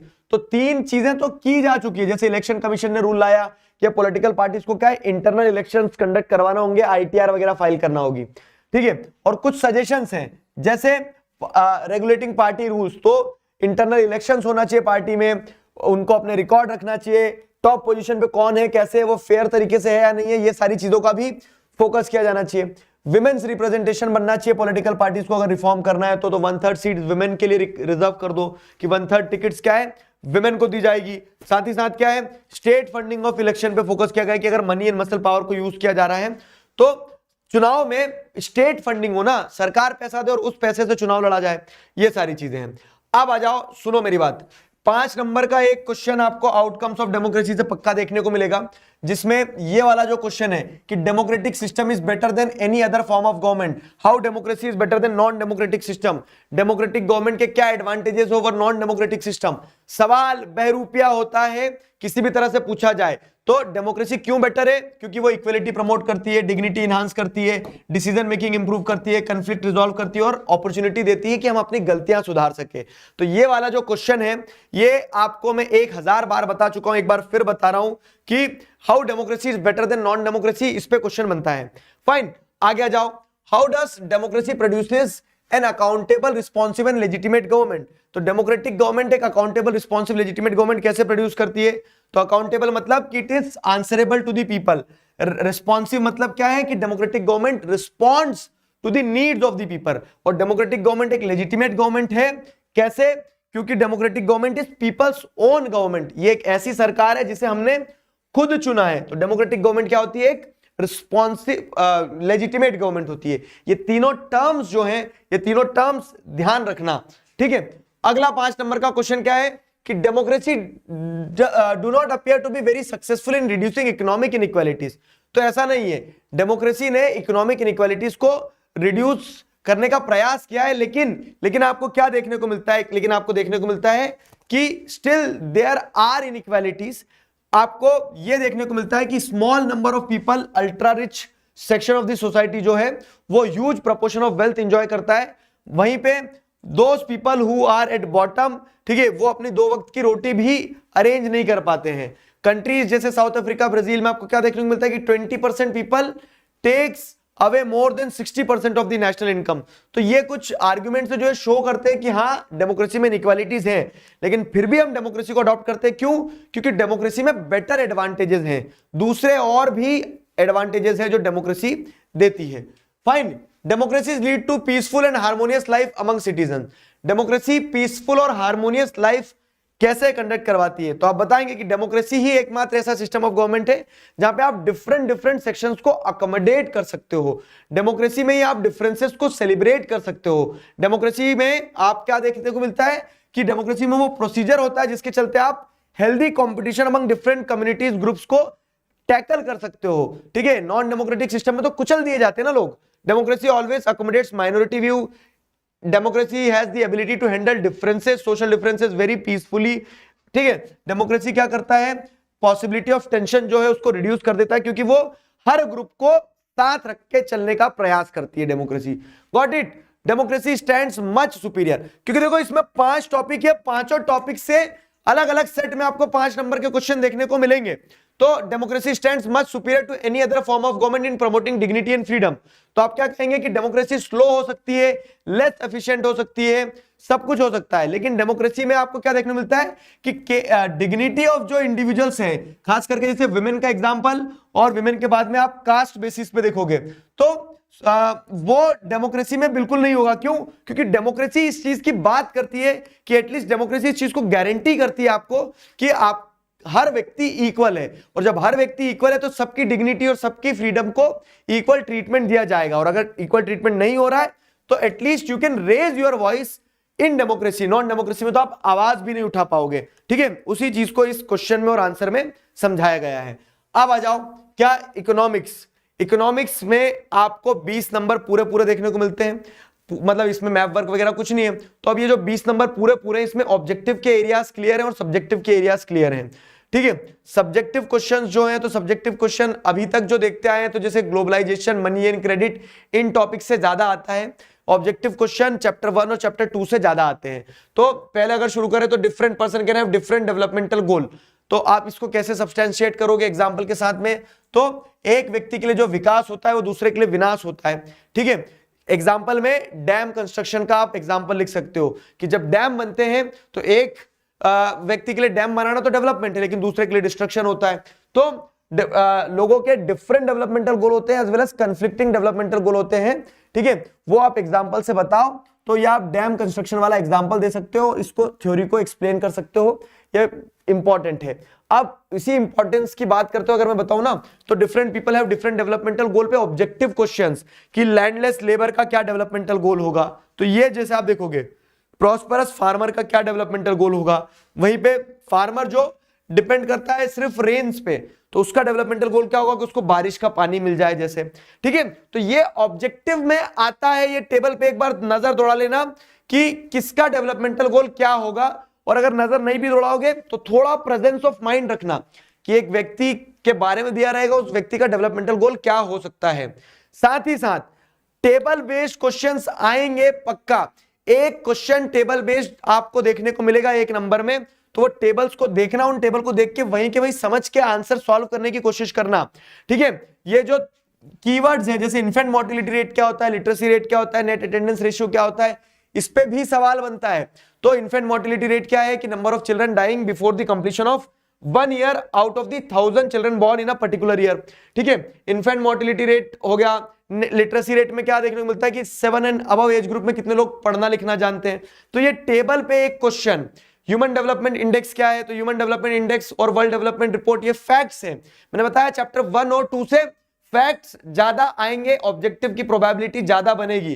तो ह्यूमन डेवलपमेंट रिपोर्ट में आप किसके बेसिस पे, इनकम, हेल्थ और एजुकेशन के बेसिस पे कंट्रीज को कंपेयर करते हैं। वर्ल्ड डेवलपमेंट रिपोर्ट में आप क्या करते हैं, सिर्फ इनकम के बेसिस पे कंट्रीज को कंपेयर करते हैं। तो वो वाले क्वेश्चंस। अब पर कैपिटा इनकम क्या होता है, पर कैपिटा इनकम से कंट्रीज को कैसे कंपेयर करते हैं, उसकी लिमिटेशन क्या है। आज ही मैराथन सेशन में मैंने तुम्हें क्वेश्चन आज भी बताया था। तो पर कैपिटा इनकम क्या होता है, कंट्री की total income divided by the total population. इससे आपको क्या देखने को मिलता है कि जिन कंट्री की एवरेज इनकम ज्यादा होगी वो कंट्री को आप डेवलप मानोगे, जिन कंट्री की एवरेज इनकम कम होगी उसको आप क्या मानोगे, लेस डेवलप्ड या फिर डेवलपिंग मानोगे। लेकिन इसकी लिमिटेशन ये है कि एवरेजेस जो रहते हैं ना, एवरेजेस हाइड डिस्पैरिटी, एवरेज आपको रियलिटी नहीं बताएंगे, एवरेज आपको सिर्फ एवरेज आउट चीजें ही बताएंगे। Got it. चलो अब आ जाओ डिफरेंट सेक्टर्स ऑफ इकोनॉमी क्या है। Different sectors of economy, primary secondary tertiary sector. Primary secondary tertiary sector के एग्जांपल्स ऑब्जेक्टिव बन के आते हैं। प्राइमरी सेकेंडरी टर्शरी सेक्टर को थ्योरी में ऐसे पूछा जा सकता है, और इनके जो एग्जांपल है ना, ये एग्जांपल ऑब्जेक्टिव बन के क्वेश्चन आते हैं कि ऑब्जेक्टिव में बता देंगे कि जोड़ी मिला लो, या फिर जोड़ी मिलाने के बाद में आपसे ये पूछ लिया जाएगा कि एग्रीकल्चर सेक्टर, मतलब एग्रीकल्चर एक्टिविटीज किस सेक्टर में आएगी, तो प्राइमरी में आएगी, ठीक है। एक केस दे दिया कि एक मिल्क वेंडर है, वो किस सेक्टर में जाएगा। ऐसे केस, डॉक्टर है जो पेशेंट्स को ट्रीट कर रहा है, वो किस सेक्टर में जाएगा। तो ऐसे क्वेश्चन आने की प्रोबेबिलिटी बनती है प्राइमरी सेकेंडरी टर्शरी सेक्टर से। अब primary sector, secondary sector, tertiary sector तीनों पता है आपको कि ये नेचर से जुड़ा हुआ है, ये नेचर की प्रोसेसिंग करता है और ये सर्विसेज प्रोवाइड करता है, और इसी कारण से तीनों इंटरडिपेंडेंट हैं। जो टमाटो वाला एग्जांपल है कि प्राइमरी सेक्टर से टमाटो मिला, सेकेंडरी में उसका केचप बनाएंगे लेकिन ट्रक से लेके जाएंगे, तो वो टर्शियरी सेक्टर में आता है। तो ये तीनों सेक्टर इंटरडिपेंडेंट है, ये बताया जा रहा है। Why is the tertiary sector becoming more important in India? लगाओ जरा टीकी बिंदी चंदन इस सवाल को। यह सवाल आज एग्जाम में आपको डेफिनेटली देखने को मिलेगा, क्या कि टर्शरी सेक्टर क्यों ग्रो कर रहा है। टर्शरी सेक्टर क्यों ग्रो कर रहा है भाई साहब, तो क्या होता है कि कुछ सर्विसेज डायरेक्ट नहीं आएगा, स्टोरी बन के आएगा, लेकिन कॉन्सेप्ट तो आपने पढ़ लिया है ना, तो वो कॉन्सेप्ट पे पकड़ रखना है बस, ठीक है, वो कॉन्सेप्ट पे पकड़ रखना है।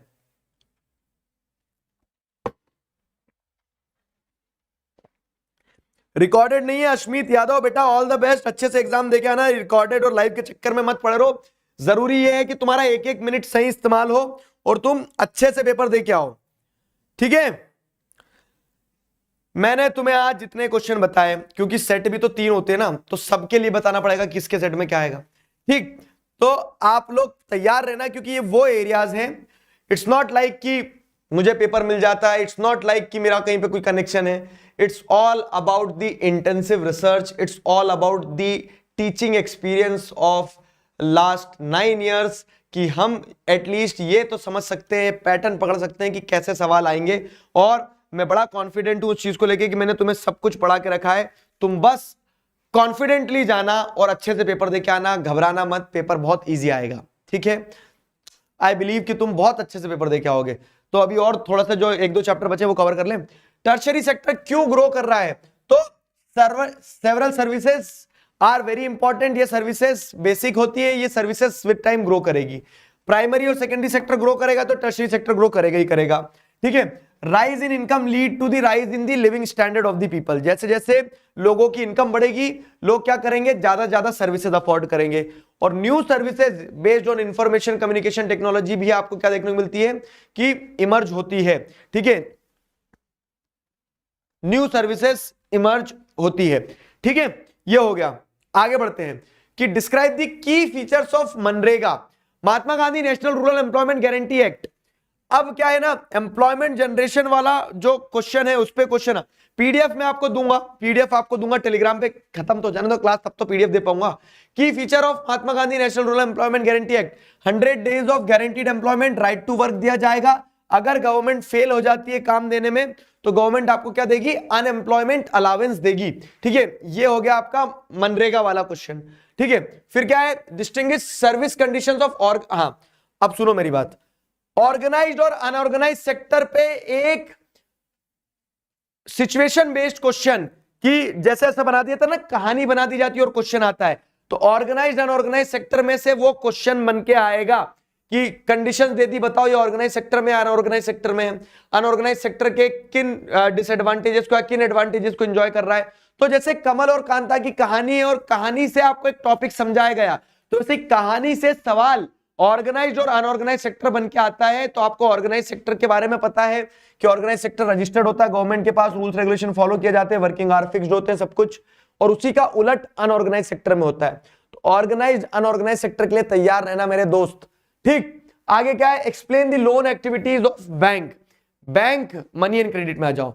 बैंक की लोन एक्टिविटी, बैंक की लोन एक्टिविटी, बैंक बोरोवर से पैसा लेता है, सॉरी डिपॉजिटर से पैसा लेता है, बोरोवर को लोन देता है, बोरोवर से इंटरेस्ट चार्ज करता है और डिपॉजिटर को इंटरेस्ट पे करता है। Interest charge is always high, ठीक है, when compare to the interest paid. Interest paid low होता है, बीच का जो डिफरेंस होता है, difference is the income, difference is the income of whom, difference is the income of क्या कहोगे, difference is the income of bank.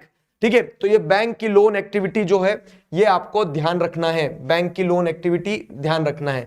Bank की लोन एक्टिविटी के बाद में क्या है, फॉर्मल सोर्सेज ऑफ क्रेडिट को इंडिया में एक्सपैंड करने की क्यों जरूरत है, क्योंकि लोग, ठीक है, फॉर्मल सोर्स ऑफ क्रेडिट की अगर हम बात करें तो फॉर्मल सोर्स ऑफ क्रेडिट में आपको क्या देखने को मिलता है कि एक्सपेंड करने की जरूरत इसलिए क्योंकि लोग नहीं तो इनफॉर्मल सोर्सेज से क्रेडिट लेते हैं और डेब्ट ट्रैप में फंसते हैं। कंट्री के डेवलपमेंट के लिए फॉर्मल सोर्स ऑफ क्रेडिट होना जरूरी है। ठीक है, तो एक्सपेंशन इसलिए जरूरी है ताकि हम लोगों को बचा सके इनफॉर्मल सोर्स से। फॉर्मल सोर्स लो इंटरेस्ट चार्ज करता है, लोगों को डेब्ट ट्रैप से बचाना है, चीप और अफोर्डेबल क्रेडिट मिलेगा तो इससे क्या होगा, कंट्री का ओवरऑल डेवलपमेंट होगा। आरबीआई वाला क्वेश्चन कहां गया यार, आरबीआई वाला क्वेश्चन नहीं लगाया पाया क्या मैं। रिजर्व बैंक ऑफ इंडिया, सुन लो दो तीन चीजें रह गई यहां पे। रिजर्व बैंक ऑफ इंडिया के फंक्शंस, आरबीआई करेंसी प्रिंट करता है। आरबीआई करेंसी प्रिंट करने के बाद में आपको क्या देखने को मिलता है कि आरबीआई वो काम करता है, बैंकर्स बैंक कहलाता है, इंटरेस्ट रेट तय करता है, वो सुपरवाइज करता है कि लोन सबको मिल रहे हैं। आरबीआई ये इंश्योर करता है कि किसी एक लेवल ऑफ मतलब किसी एक सेक्शन ऑफ सोसाइटी को सिर्फ लोन ना मिले, पुअर पीपल को भी मिले। ठीक है, ये सारे फंक्शंस आरबीआई के होते हैं, तो आरबीआई के फंक्शंस ध्यान रखना। फॉर्मल सेक्टर और इनफॉर्मल सेक्टर जो है उसके एग्जांपल्स जो है उससे क्वेश्चन बनता है। ठीक, 5 नंबर का क्वेश्चन जैसे इस चैप्टर से आता है तो सेल्फ हेल्प ग्रुप पे आता है। सेल्फ हेल्प ग्रुप क्या है, तो 15 से 20 लोगों के समूह जो एक साथ इकट्ठे होते हैं, जो फंड्स को सेव करते हैं, फंड्स को सेव करके क्या है ये तय करते हैं वो कि कैसे अपने मेंबर जो है उनकी क्रेडिट नीड्स को पूरा किया जाए, बिना कोलेटरल की मांग करें और लो इंटरेस्ट रेट पे उन्हें लोन दिया जाए। और ये जो सेल्फ हेल्प ग्रुप रहते हैं, ठीक है, ये क्या क्या फंक्शंस परफॉर्म करते हैं, तो लो इंटरेस्ट पे लोन दे देते हैं, बैंक लोन और ग्रुप कह सकते हैं फॉर ग्रुप्स। ठीक है, कि अपने ग्रुप की जो सेविंग है वो दिखा के बैंक से लोन ले सकते हैं। कलेक्टिव डिसीजन मेकिंग होती है जिसमें क्या है मेंबर्स खुद डिसीजन लेते हैं। और इसी के साथ साथ में जैसे महिलाएं वगैरह सेल्फ हेल्प ग्रुप का पार्ट होती है तो उनका एम्पावरमेंट होता है महिलाओं का। ठीक है, ये कुछ एडवांटेजेस हैं किसके, सेल्फ हेल्प ग्रुप के। अब इसके बाद में ग्लोबलाइजेशन चैप्टर जो है, तो सुनो मेरी बात, 5 नंबर का जो इकोनॉमिक्स का क्वेश्चन आएगा वो चैप्टर 3 या चैप्टर 4 से आएगा।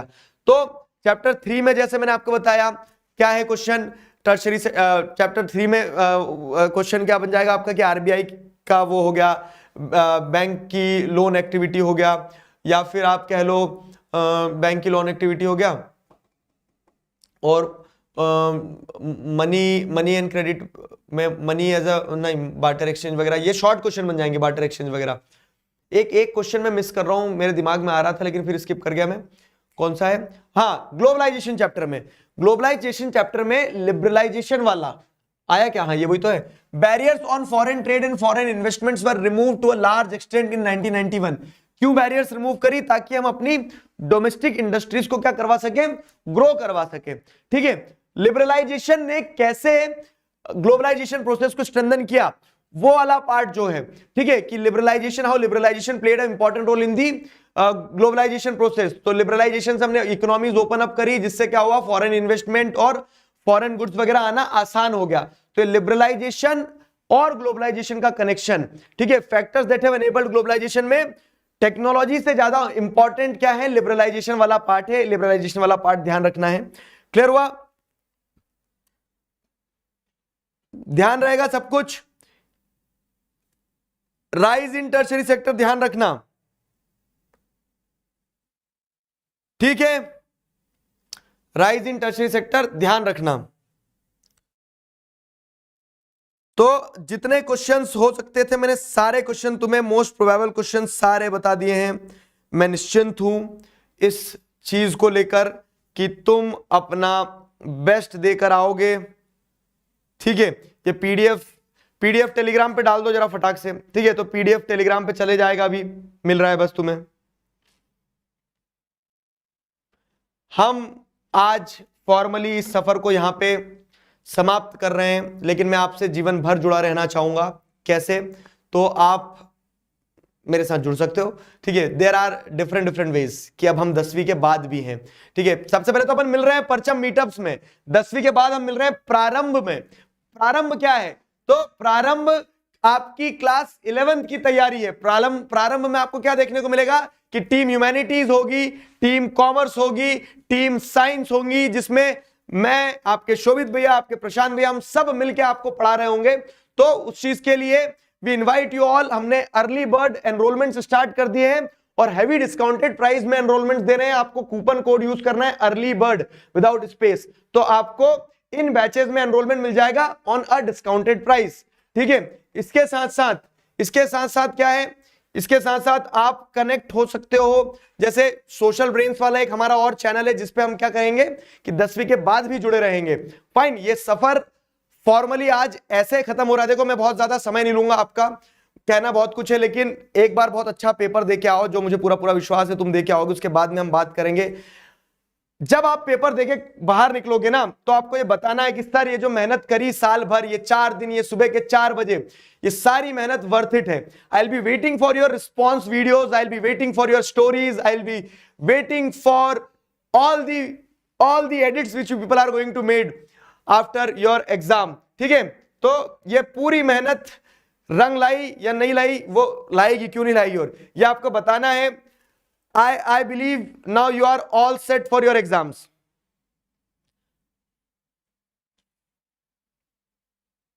तैयार हो?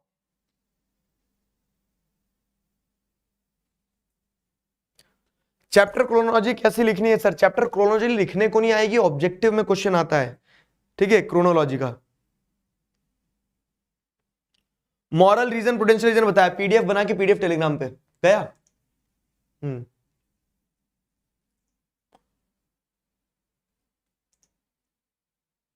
तो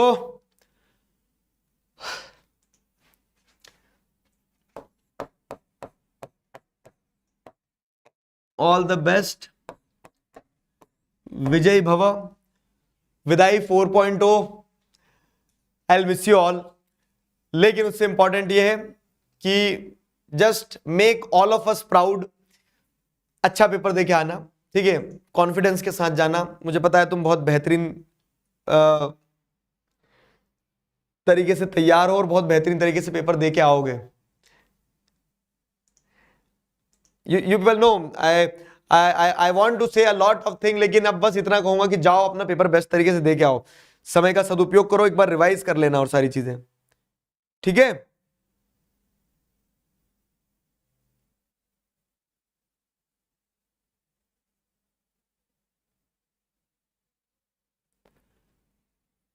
चलो ठीक है, कहना बहुत कुछ चाहता हूं लेकिन अभी इतना कहूंगा तुम पेपर अच्छा दे के आना बस।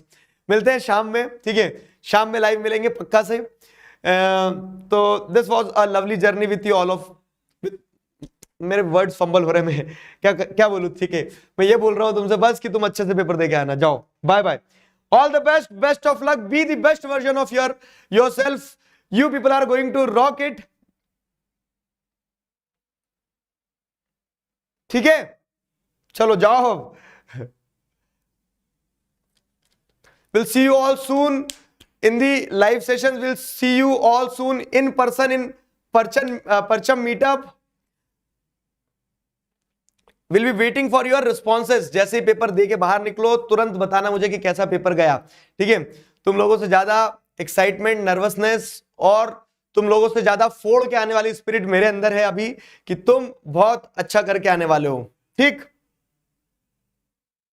चलो बाय बाय, ध्यान रखना अपना, all the best for your exams, go forth and conquer it, bye.